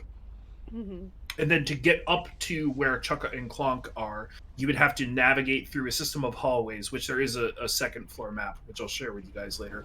But it's basically a T, where and then there's doors aligned. But at the end of the T, you can see kind of a ladder that goes up. Bless you. That was a weird noise. I hope you're good, fish. What? You made You, a like, very coughed. weird noise. Oh, no, that was my ups. Oh, hiccups. Oh, Oh, sorry. rip. sorry. I tried to stay ahead of them, but it didn't work out. I'm Yeah. sorry. I know how it is. No, that's fine. Mm-hmm. Yeah, so Marty, I think Marty doesn't even like get to them. She just like goes through the hallway and she's immediately like, "Oh, what's that over there?" and is immediately distracted. Okay, yeah, there is an array of doors down here. If you're interested in opening any of them, feel free to let me know. You can, and I can tell you what's behind them. There is one off. So you've come up and entered into one of the side doors, and like I said, it's a T shape, and there is two doors on the way over to the ladder, and then there is one door sort of towards what you would understand to be the front of this war Mhm. machine. Alright. Yeah. I think Marty's like immediately sort of like goes to one door. It's like, no, being good. And she will go up to the top to meet Chunka and Clonk proper. Okay. Uh, what as you crest the top of the ladder, you will see one of them who's wearing a sort of jaunty ascot. Will say, "Welcome aboard." Arg.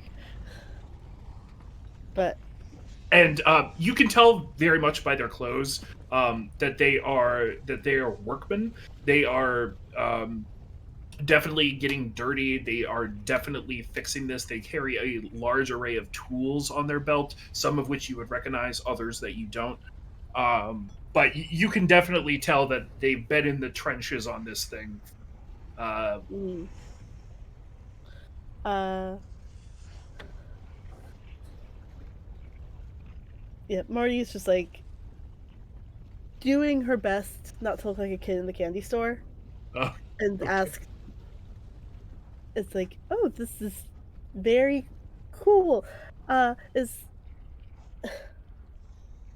how did is this a from the bot from the ground up build, or is this a something you took over? Um, you hear sort of a gruff voice come from not the one wearing the ascot, but the sort of the other one who's wearing a set of oil stained overalls, I like them. um, and will say in sort of a gruff grunting tone, like Smiler's flagship. Ooh. Oh, so this belonged to Smiler the Defiler. Aye.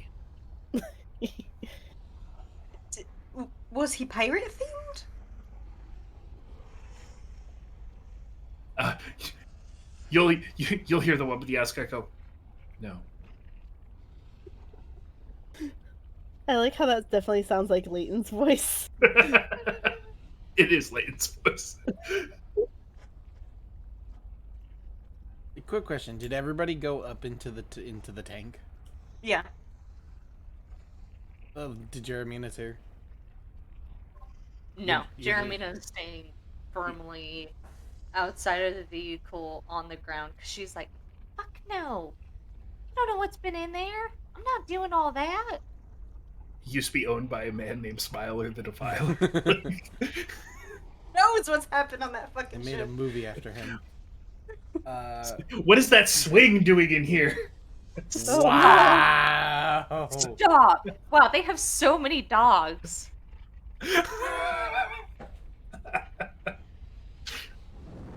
Damn, Smiler the Defiler was in the police force? I don't know what y'all are referring to. Handcuffs, collars, and swings, Sam. Oh, Harnesses. yeah. So now that we're demonetized again, Yeah. We were making money? Anyways. descent into demonetization. Demonetization is back, baby. Anyways. So, how long do you think until this is up and ready to go?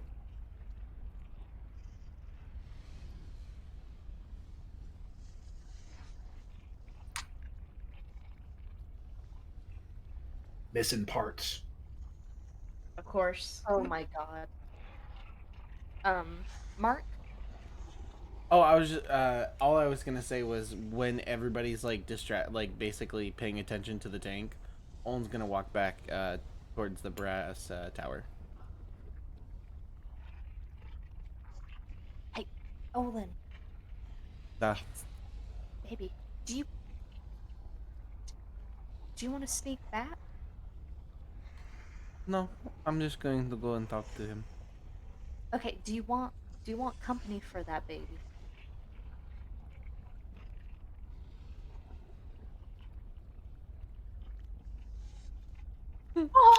Oh! Ascot and overalls, boy. Hey, Olin, baby, Hmm.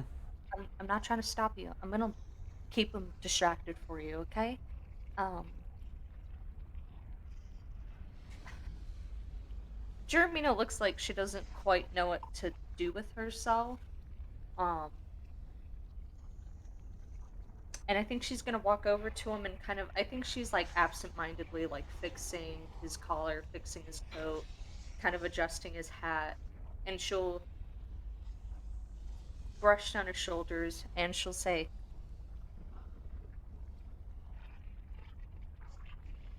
um, I don't know how.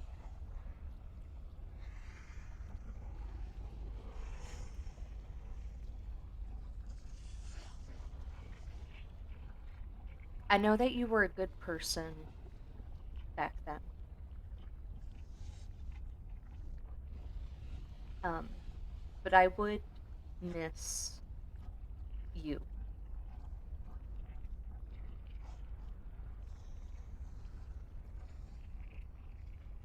I understand. But this is only part of me. Something tells me wish to do what we need to do. The rest. I just feel like this Olin, my Olin, is worth the time and investment to become whole. I think we can manage with half of you, or even just one third of you. I'm I'm half a person too, Olin. You're not the only one incomplete. Would you take the chance to be complete if you had it? No, I mean I know that you're probably 200, 300, 800 years old, but I mean I remember all my time, and all of my attempts to be complete Olin didn't work out. Maybe. I guess I guess I'm not really looking forward to being complete, Olin. I'm looking for perfection. Yeah, I mean, for the small time that I have known you, given all the jokes and after silly moments you've had, you're already perfect. You need to believe. I'll get there one day. And I think she's going to kind of pinch his cheek, fix his jacket again, um, and she's gonna say, "Okay, go and talk to Mordenkainen, okay? Olin, I just want you to know that I see you. I know. All right, buddy. Go get him. Can you do me a favor though? Yes, Jeremina. Can you ask if he's single?"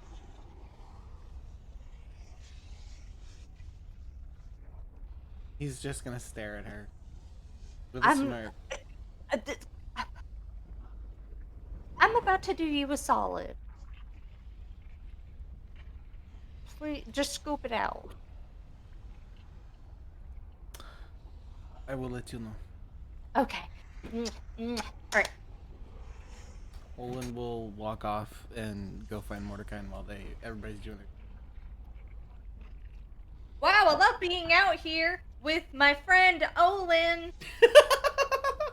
It's just you and me, Olin. Siobhan's gonna hear that echoing from within, and she's just gonna rub the bridge of her nose. Olin's gone back inside, hasn't he? Oh, 100%. But this is so cool. Oh, Siobhan, I want to ask a very, very random question. Yeah. What was it like in El Terrell before all this? Because I noticed that you guys only had two bridges, Oh, so I well, you was like, see, it wasn't that much of a problem when there was an actual river, yeah, and I guess not you guys just had like a ferry endless system. chasm leading down to hell. But I didn't actually grow up in the city proper. I grew up on the Hmm. outskirts with my family. The only reason I ended up in Elturil was because, well, it was one day after settling in the outskirts, we went to the city proper, and I think it was just odd for the first time seeing so much life and obviously light because of the companion. Mhm. But I think it was a lot more. Yeah, it was just a lot more. Mhm. Coming down to hell did more of a number on it than I thought it would. Hmm. Yeah, I remember in school going to uh, Altarel on field trips, like the long ones, and it just dazzling. Absolutely. Definitely. Of course, I didn't quite remember it, so I'm sure. Yeah, Well, it's less of a shock, I guess. it's just so strange to see a place that was heralded as like this bastion ultimately crumbling and falling into Mhm. nothing. Yeah. Uh, yeah. I'm very curious about what's going to happen to it once we hopefully get back up to the surface, because it's not like it's going to repair itself, right? Well, I'm sure that some of the little details will be gone. There's not going to be a lot of demonic imagery, maybe. Hopefully. And hopefully a lot of the greenery is going to be able to come back. Mm. But it will definitely need repairs. Was there a lot of green in the city before? Oh, you know that way, like Yeah. the way down to High Hole used to Mhm. be lined with like trees and flowers, and it was a beautiful center walk. That's nice. Not anymore. Well, I hope. That's why it looked all rambly and dead and all that stuff. Mm. It's left Yeah. over. Yeah. I hope we get to see it again. Me too. Me too. What is that? The engine room over there? Hold it. And Marty will peter off into her nerddom. Okay. And as you do that, Olin, you are easily able to open the door to the tower and see the Modrons milling about, and Mordenkainen, um, with sort of a loose linen bag in his hand, um, scratching at the chalkboard again.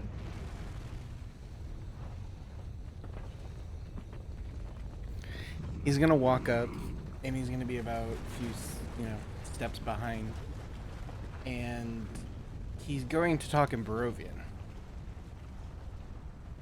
Do you understand me? He's gonna turn around and say, "I do, yes." But now that it's just us, I want my real history from you. I've best given history I can.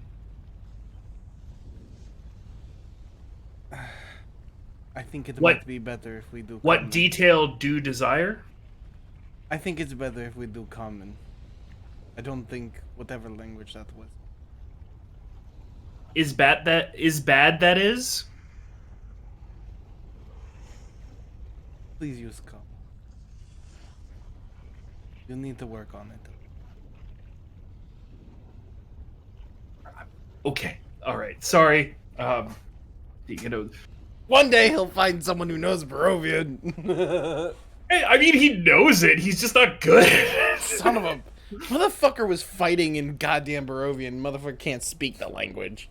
It's fine. What do you think he had Olin for? I know, right?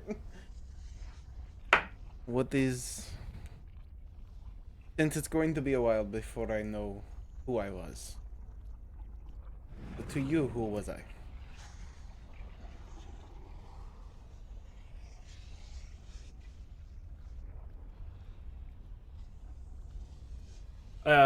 Champion of the people, of your community, of wanting to stop things that were clearly wrong. And I respect that. Respected. and do still.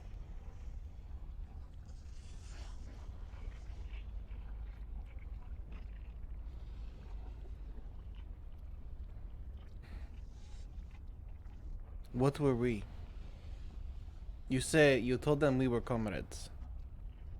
But the way you act is not as if I'm your person next to you or I'm your boss or you're my boss. Stop it. No, it's Don't like that then. it's I get the panic. I go and that's what I do. Anyways, it's well, it is that, and it is also a bit more than that, especially given what the conflict erupted into. It's not a simple, uh, you know, brothers and sisters at arms type situation. The fact that Barovia was torn down, pulled into the Shadowfell amidst all of it, and the fact that there was repeated attempts afterwards to concede it, um, I mean, it's you're in hell now, and your friends are looking for the sword of Zariel, and it is what happens between people when you live hell every day.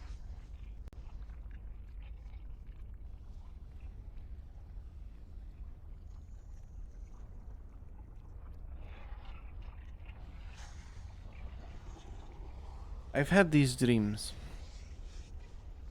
And he'll take out the raven dagger. And he'll take out the bishop. Hmm. Do you know what these are? Roll a d20. Almost a 19 and it went to a 9. He'll look at them and say, "They don't ring a bell to me." You know how long it's been since I've said their names? I have to find them again.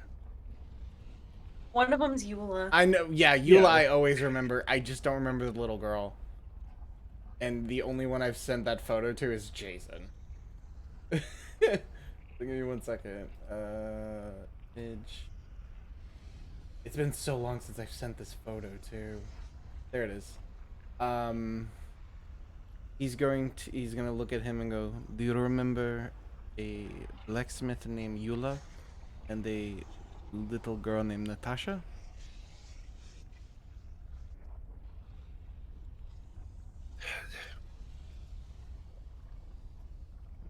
The names are familiar, but I don't believe I ever attached faces to them.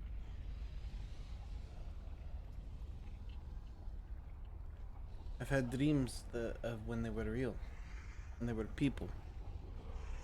But now, he puts his hand on the bishop, and Mordecai can see, Olin's face drop, hearing Natasha's voice in his head. Mhm. And now they are stuck here with not moving in life and not moving on. Um, Mordenkainen will raise his hands very slowly, and will clap one hand around the bishop, around your hand, and then place the other one on your shoulder, and will say, "There's a couple of things you need to know, and I know you don't understand them right. But the first is that, for better or for worst, of the situation with these orderers, Barovia is free, and it is free in a way that has not been free for a long. It has had light, which is not something that has been had in a long.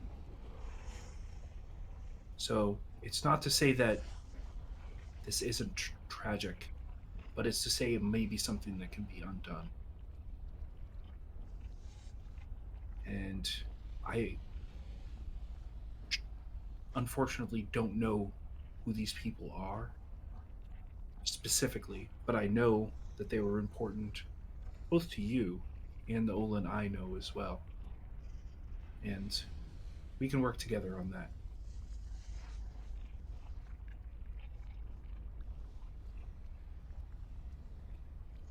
I want you to understand something. You mentioned that people who lose their memory don't sometimes want the old one back. Yes? It's not that. It's. I remember now my. And he'll briefly look down and do similar calculations as to what when he was doing. There was enough time that I spent mad, staring at walls, raving, and clawing at dormers in Barovia, and I remember all of it. It's not to say that you won't remember this time that you've had. It's that you'll get the other time back. It's whether or not you want that time back or not.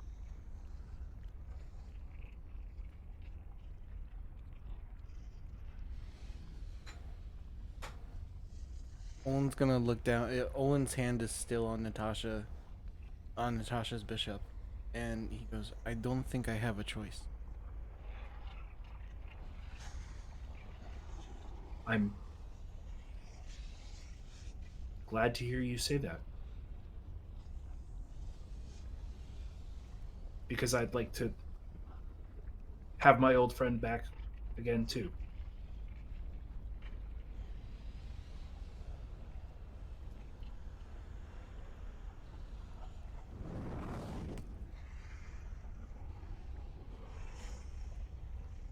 We'll make sure that we get everything we need so we can get everybody back together.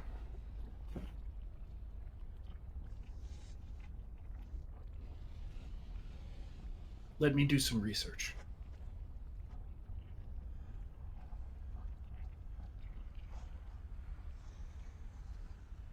Barovia has light now, and will for some time, but the nature of the cycle of the thing is it will unfortunately likely fall to darkness again.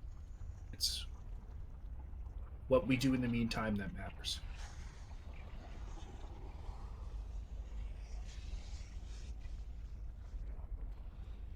What will happen to them when darkness comes?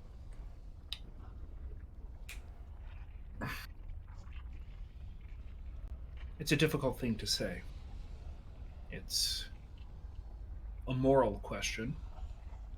In Barovia, there are souled people. There are people with souls, and he'll point to your bishop. And there are just shades, things that the entities of the Shadowfell, the Dark Lords, the Lords in Amber, have created for the purposes of filling space in the area that is designed to punish Strahd von Zarovich. So, in the time of the light, the best thing we can do is figure out who those sold people are and get them out. Though, and you sort of see him take a breath in and say, there are also those who may believe that those shades are also individual people who deserve separation from the Shadowfell, but that's a different discussion entirely. And then he'll slowly reel it back, reel it back. We can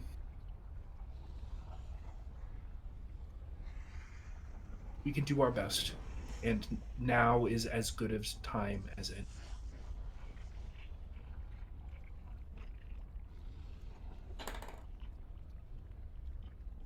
Then let us get my memory back and we can try to save. Sounds good. It's good to be working with you again. I'll extend a hand. Good to meet you. And he'll shake his hand. Meanwhile, I still, don't understand any of this engineering shit. Oh, it's just a like a series of puzzles, you know? Like this one I locks don't into like this one. You puzzles can see either. you just sort of have to. You're so funny, Olin. Jeremina, What? do you want to come up? What? Do you want to come up? What? So Siobhan's gonna crawl up to the top and say, "We knew Olin was gone from the moment you said something. Do you want to come inside?" At which No, point, I don't Clonk want. will show up and be like, Olin's gone. No, I don't want to go into the Smiler, the Defiler's little June buggy. All the sex stores toys are in one area. You can How do you avoid know it. what that even looks like? Why were Jeremina, you looking around in the Smiler, the She Defiler's reads adult little novels. dungeon? Jeremina, do you want me to answer that or not? Yes. Why would I ask you something I don't want answered? I don't feel like Hermina. answering it. Oh, oh, oh, oh, oh, oh. Thought you were gonna catch me up with that one. Ooh. Yeah, I'm not gonna go up into that thing. It's Well, actually here's the not- thing. I was joking about We're- the section, anyways.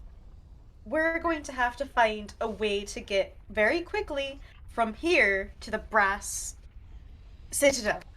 This is the only way, unless you know of another infernal war machine that's just lying about out here. Yeah, I know about another infernal war machine. Hey, Jeremina, do you want to Termina, pick out I'm your not gonna room? ride you. I'm sorry, one at a time, Marty. No. I need to hear what you said again. Siobhan? Thanks for the raid. Welcome. Hi, everyone. Hi. Oh, it's Sorry. almost like we're wrapping up. Oh, nice. Right as we make the joke. Right as we make the sex It's toy every joke. single Welcome, time. everybody. Thank you so much for the raid. We appreciate you guys. Thank you Yeah, so much and for we're the sorry raid. that you're coming back to this part. Okay, I'll go with 5 minutes. Siobhan? Anyways, I said, Jeremina, I'm not going to ride you. Which I is didn't why know you it was could. on the table. Well, if you're the only other infernal war machine, stands to reason, and I'm not doing that. Okay, have fun walking, Marty. Would March you the like to road pick out your room? Do what with the broom? Would you like to pick out your room?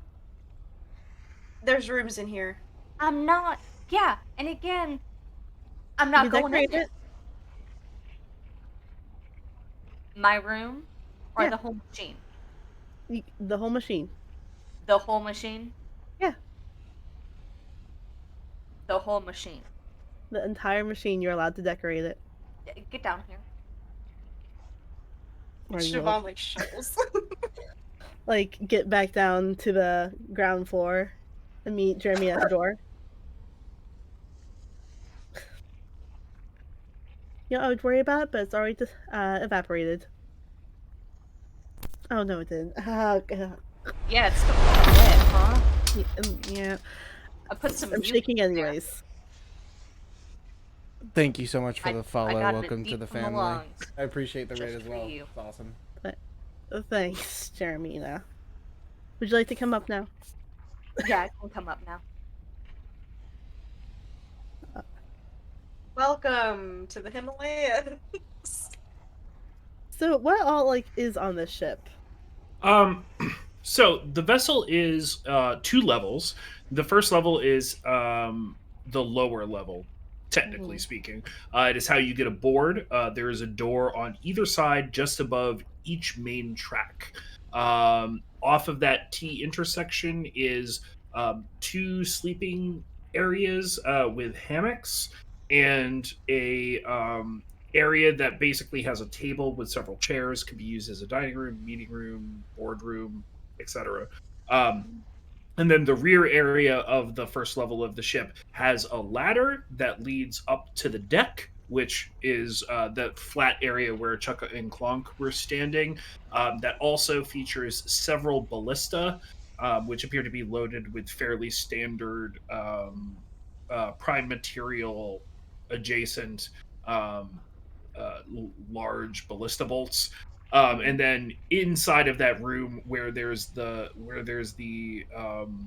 ladder, you can find the infernal engine, which uh, most of you are familiar with at this point, given that you experienced one in the Mhm. lead up to the door of High Hall. It looks very similar. This one is much larger, but also features that very similar slot that you saw in the other engine, as well as the sort of warped copper brassy nature of the whole thing, as well as its sort of just general featurelessness, except for the little grate where you get to see the fire and the slot. Hmm. Interesting. Hmm. What's your verdict, Marty? Huh? What's your verdict? I'm not sure yet. How does this thing run? I don't see a way of putting anything. It sacrifices. It eats babies. Oh yeah, sure. Oh, we don't have any babies. Marty's my baby. We're Olin's not my Oh, thank you, baby. sacrificing Marty. Marlena. Or Olin. Thank you, Siobhan. But this actually does raise a good question. What fuel does this take? Are you asking like Chukka and Clonk? Yeah. Okay. Um, Clonk will adjust his mascot and say, "The souls of the innocent." Your bagels.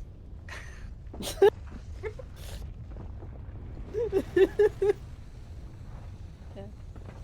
Like, actually? Well, the other one ran on souls too, so I'd Well, assume that. Um, it ran on. I think like those demons were like spitting something into it. Souls. Souls, um, probably. at which point, Clonk will say,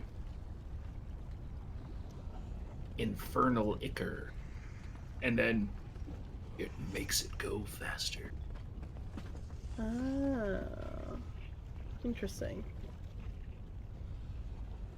Hmm. Hey, just as an aside, do you guys want me to freshen up your outfits? I can do that. I can make you look fresh. Talking to Mm. Chunka and Glock. Yeah. To death. Yeah. To death. You want studs? I can put studs on them. Bedazzle? I got a bedazzler with me. Sure. Do you guys come with the little thingy we're on? Do we get to keep you? Hermina. It's kind of Uh, odd. What the actual fuck? That's. Leighton at this point will just pop their head in and will be like, "Well, they're mechanics, and we're here keeping the Modrons running at this current juncture. So you can come back; they'll be here." Um, where do we, where do we find what makes this run? Actually, Check and clunk. they're Yeah. so cute. Um. Thank you guys. I love them. So, um,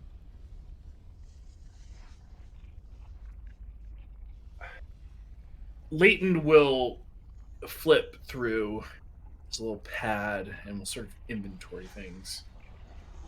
And we'll say, "All right, how attached are you to the outboard walker?" Are you Um, okay, fish? uh, I mean, it seemed like this was the way of getting to the place. It is, but um, sometimes warlords and their bands will utilize outboard walkers from their large flagships to approach things and not have to deal with the expanse of the hells. They're bipedal war machines, um, Hmm. war machines that walk upwards on two legs. Yes, we ran into one of them. I see. So are we attached to that? Do we need that? Um, like the whole bipedal thing? Yes. This particular vessel was outfitted with one. You can see the crane arm there, and they'll sort of point, gesture with their pen towards what looks to be kind of like a crane arm. That looks pretty robust, as though it can carry a lot of weight. Um, and we'll say it usually would be suspended there, and then it could sort of swing overboard and drop. Um, so Hold on. Oh, if we're okay. not attached to that, if we're not attached to that, um, the cost is fairly minimal as far as materials go. Hmm. I think as long as the arms work, that'd be fine, but I don't think I'm particularly attached to the idea of walking on two legs in a machine. Could be helpful in certain situations, but that's what I have EV3 for. We don't, working with, an infernal war machine, I don't think we need to make it a gunpla yet.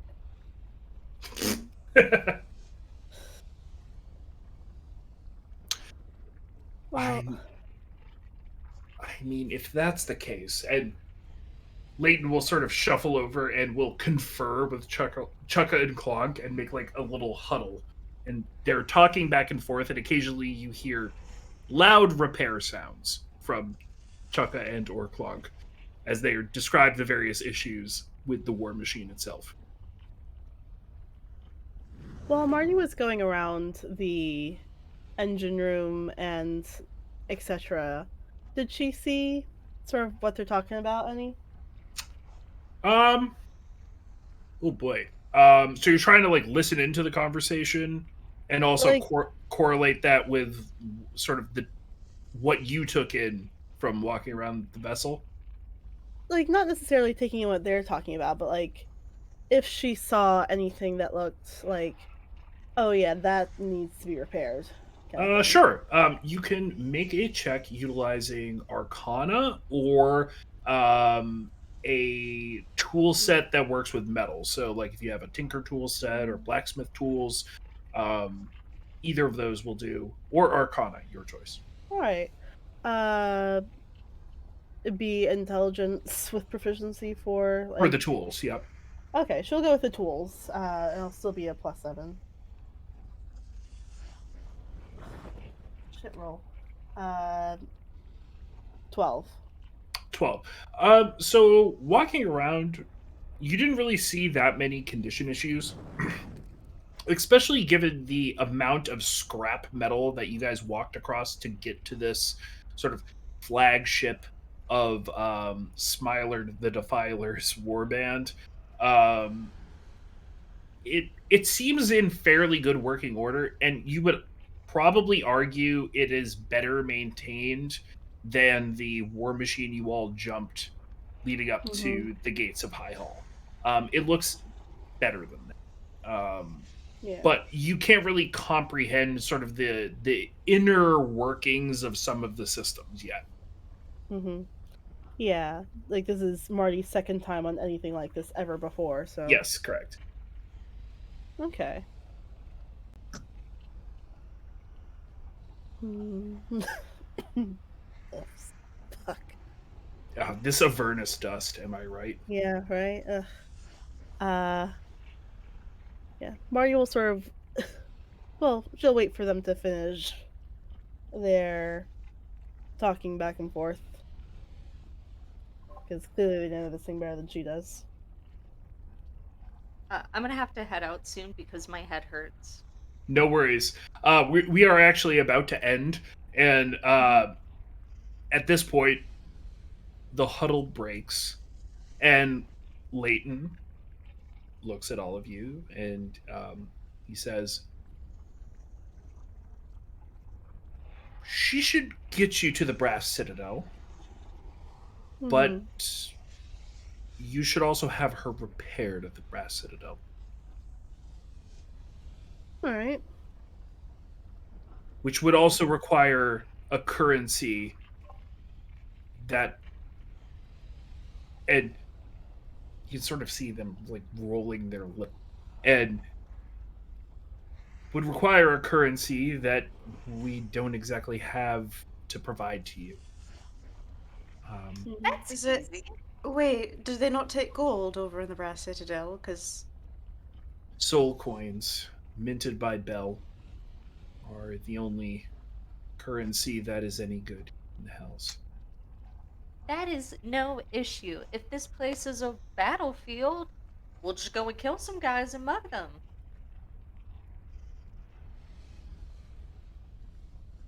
Uh, it's not quite how it works.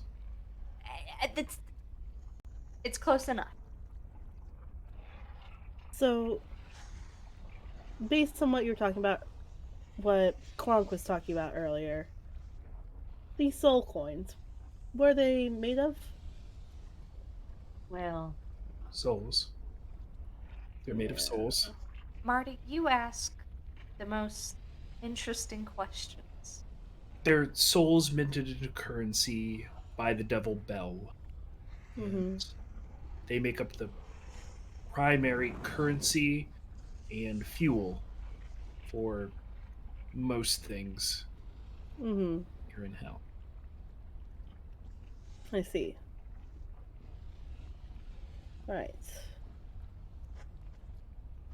Well, fuck.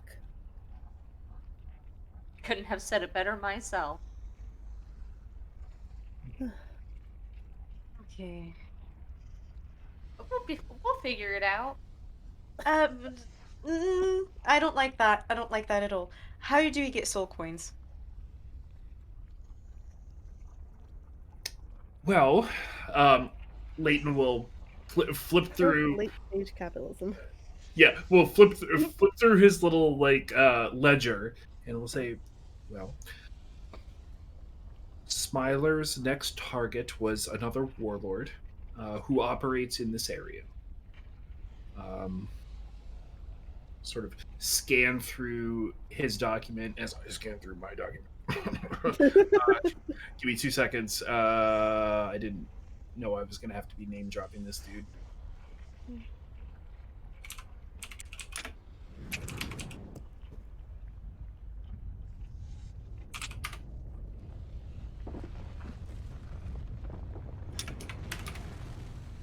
Okay. Damn.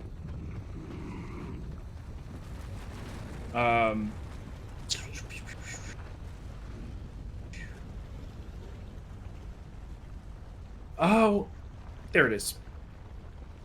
Oh, that's of course. I remember Koveg, Algaron, Bitter Breath, of course. But Smiler had a particular target in mind, one who works around this particular area and goes by the name, and he'll sigh, Raga Draga.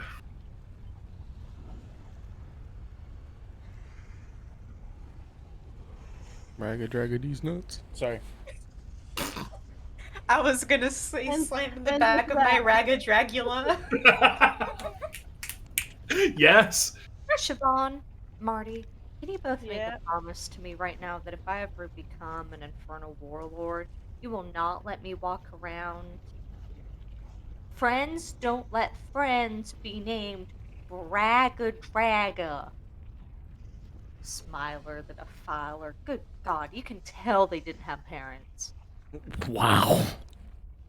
And as this conversation is happening, Leighton is there's sort of a like a buzz on his wrist, and checks his watch and says, "Oh, we need to be going. We need to be going," and ushers you all off the craft, Chukka and Clonk included, into the tower. At which point you see Mordenkainen and Olin standing there, and there is a single um, there is a single bowl on the table, and it has a rim of gems around it.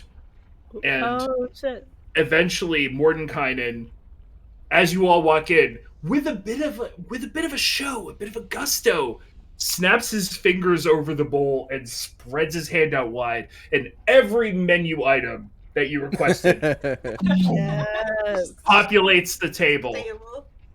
And Hey, Heroes Feast. that is where we will end it for tonight as you all Ah. sit down for a Another hero's long rest. God bless. Yes, and Thank at which point you see Traxagor sort of crawling up, being like, "Oh shit, it's time to eat. All right, all right." Oh my god. I'm so happy that I have. Okay. I have one good? singular question. Sure. What did Rhea order? Yes. So Rhea was very quiet, but Rhea ordered seafood, a lot of seafood, and Yes. the reason for that was both in the way of Baldur's Gate as well as the way of like river seafood. She was like, "I'm splitting the difference." Mhm. So I know Rhea can fuck up like a little Sawfish seafood. boil. Absolutely. Oh, yes. I Get this decided lady a fucking steamed crab. yeah, All right. Rhea's Louisiana coded now. I've decided it's it's Rhea. always been that way. All It's right. always been that way. We good? She just got the Swedish accent for the lulls. Yep. We good, Jason?